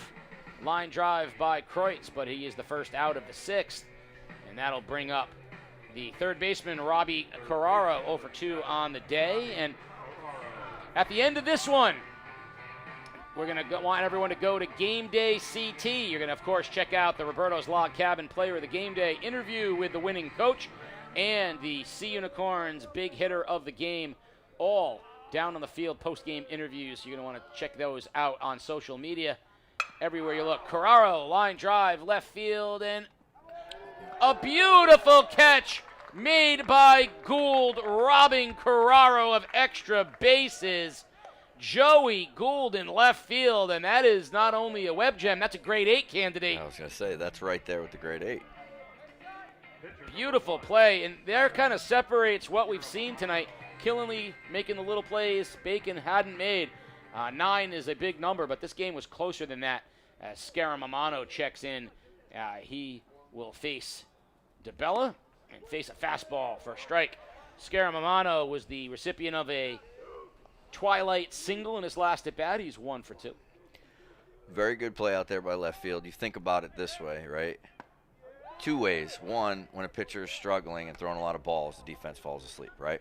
You're kind of waiting for a strike. Nothing's happening. Yep. Same thing when a guy's punching out a lot of guys. Yeah, I mean, there's not a lot of hits. There's not a lot of contact. No, plus all your strikeouts are fascist. You want to throw more ground balls. They're democratic. But for that kid to be ready in that situation, that was a great play. 1-2 pitch to Scaramamano. He's doing a great job on the mound himself, so it's a pitcher-pitcher battle here as DeBella deals. High fastball swung on and missed, and another strikeout for DeBella as we wrap up the 6th. We'll take a quick break. You're watching Game Day live on theday.com. The Water Street Waffle Company is now open at 133 Bank Street in New London, Connecticut. This woman-owned business, Water Street Waffle Company, brings together Southern-inspired comfort food and classic Belgian waffle traditions, all served with genuine hospitality. Everything is made fresh from scratch daily. Great food, great atmosphere. Visit WaterStreetWaffleCompanyNL.com to see more. Game Day is brought to you by Waterford Dental Health. Gear up for game day with a winning smile from Waterford Dental Health. Located in Waterford, we're your go-to for top-notch dental care in a relaxed, friendly setting. Whether you need a routine checkup, a cosmetic boost, or advanced treatment, our experienced team has you covered. Enjoy the game with confidence and comfort. Schedule your appointment today. Waterford Dental Health, where your smile is our top priority. Visit us online or call now to book.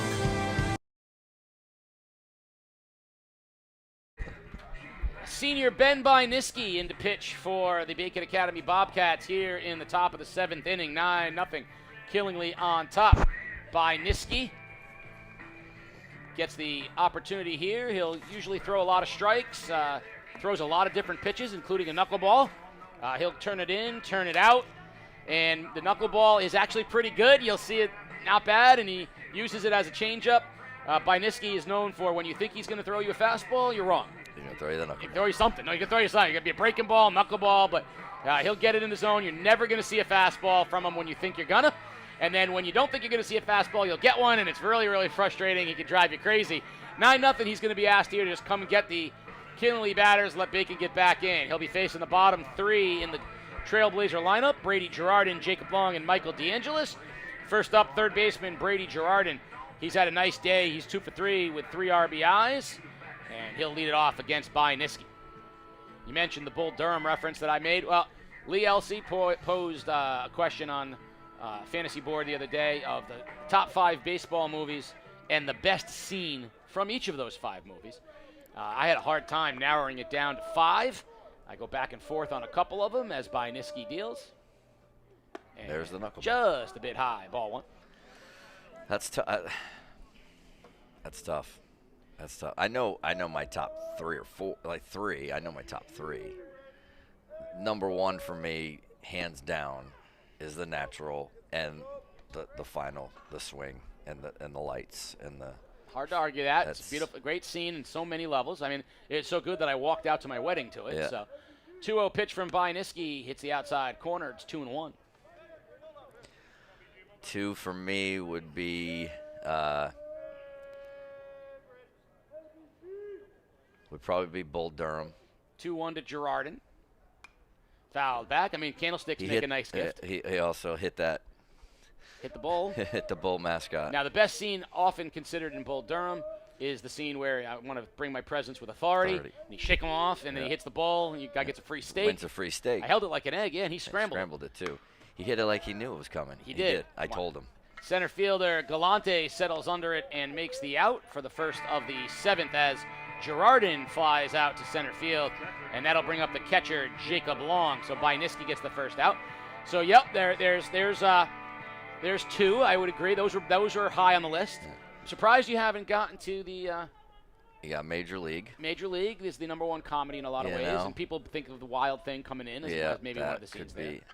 There's also other ones. You've missed the #1 movie on a lot of people's list. Dad, you want to have a catch? Yeah. Field of Dreams. Yeah, no, I know. That one. Some would argue that if you're going to make Joe Jackson a right-handed hitter, however, you're not allowed to be in the top few movies. Pitch from Byniski is fouled out of play. Now, the debate, some people put Mr. Baseball with Tom Selleck in there. Some people like the Little Big League or the Rookie of the Year. Rookie of the Year. I personally... The Rookie was great. The Rookie, I saw that the other night. How about The Sandlot? Sandlot's always great. And Byniski with a breaking ball for strike 2. I think of a movie that a lot of people haven't seen called Long Gone. Minor League, the Tampico Stogies. Great movie, starring a bunch of people you would know, but they were very young at the time. 1-2 pitch from Byniski, outside and down, 2-2 on Jacob Long. A very, very difficult list to cobble to 5.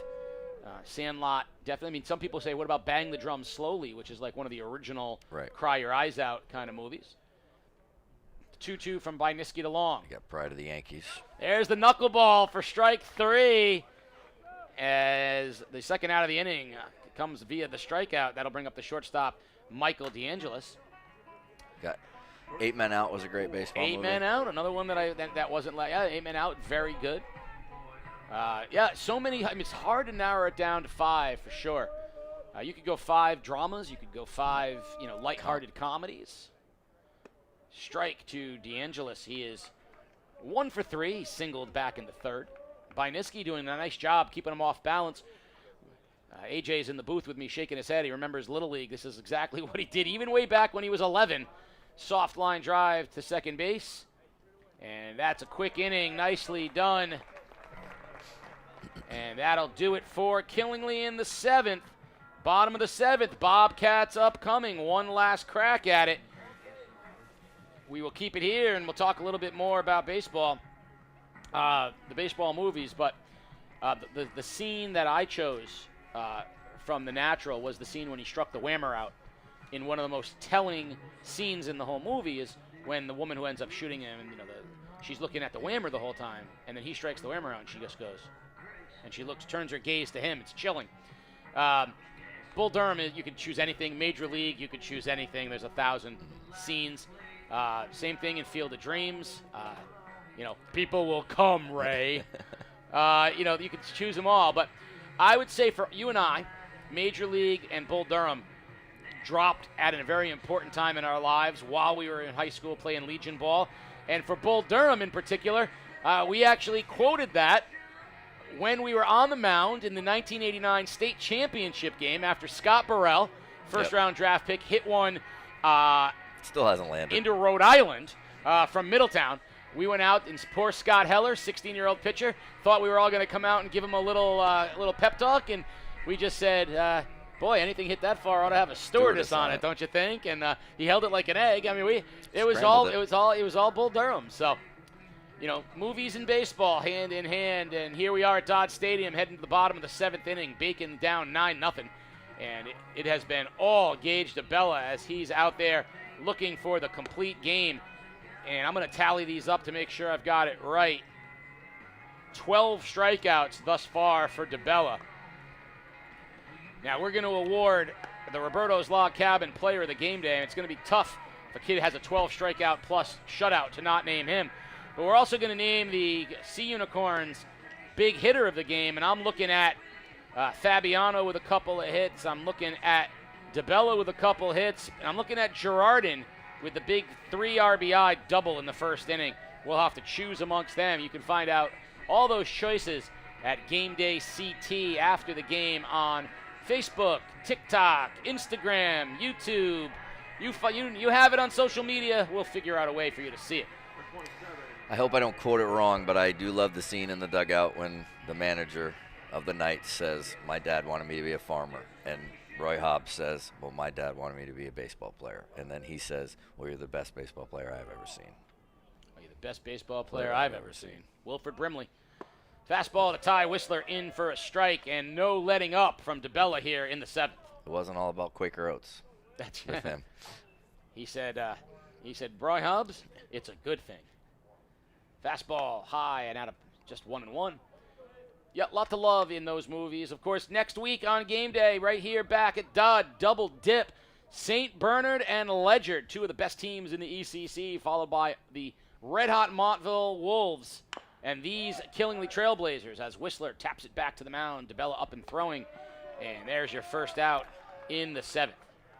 For some reason, it looked funny. I thought maybe he called foul ball. This is where your hitter needs to go down like they're shot. You're right. Try to play it off a little bit. Jump around, do something. Going to get a new hitter in the game, and that is junior Garrett Rogers.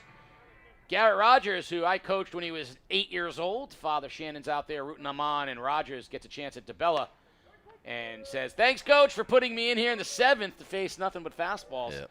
He's down quickly 0-1. This kid did exactly what he needed to do when he got that 5-run lead. He hasn't deviated from the plan, Case. He's gone at these guys. He's beat him with his fastball. He has shown his breaking ball, and it's been pretty good at times, but he's really relied on his fastball, and he's pitched with a 9-run lead. 3 straight fastballs gets Garrett Rogers for the strikeout, and I'll tell you right now, this is like a $400-500 game because gas prices are sky high, and that's all DeBella has lived on is the straight gas. 13 strikeouts, and he's facing another pinch hitter. It'll be Jacob Millington, the senior. Millington, fastball poured in for a strike. It is 0-1. Home plate umpire is a little slower on his calls. Noticed that tonight. The kid they call Mills up there, fastball high, 1-1. Another kid who probably loves baseball as much as anybody out there. He's been plugging away. Varsity player now after working his butt off for many, many years. Gets a little pinch hit at bat here. And lines a single into right center field. It might get in the gap, and it does. Millington rounds first. He'll head to second. And Mills on second base with a 2-out double. Good for you, young man. You've been working hard a long time, and you smoked one here on game day. And that's a big hit presented by the Norwich Sea Unicorns. Millington all smiles. He doubled it Dodd. That's big right there for that young man coming off the bench after sitting for 6 innings, right? Seeing a kid throwing that hard. Got in, competed, barreled up the ball, got himself a nice double here at Dodd. Feel good for that kid. Double in the gap with 2 outs. Fastball for a strike.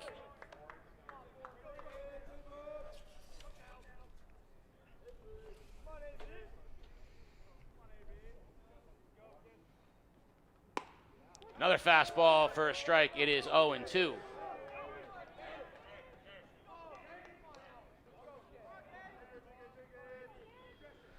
Finish up strong right here. Alex Badrick, the pinch hitter. And there is strike 3 called as another fastball, complete game shutout. 3, 6, 7, 8, 9, 10, 11, 12, 13, 14 strikeouts for Gage DeBella in a complete game shutout of the Bobcats, 9-0. Now, Mike, next week you'll be right back here with us. We sign off pretty quickly because I got to get down there. We got to do our interviews with the coach, with the game day player of the game, as well as the big hitter of the Sea Unicorns. But we'll be back at it, doubleheader next week. Thank you very much for joining us. We'll be back next week. For our scoreboard operators, Peter Wappy, the camera crew, everybody. Thank you, Julia. Thank you, AJ. Thank you all, everybody out there for watching. You've been watching Game Day live on theday.com.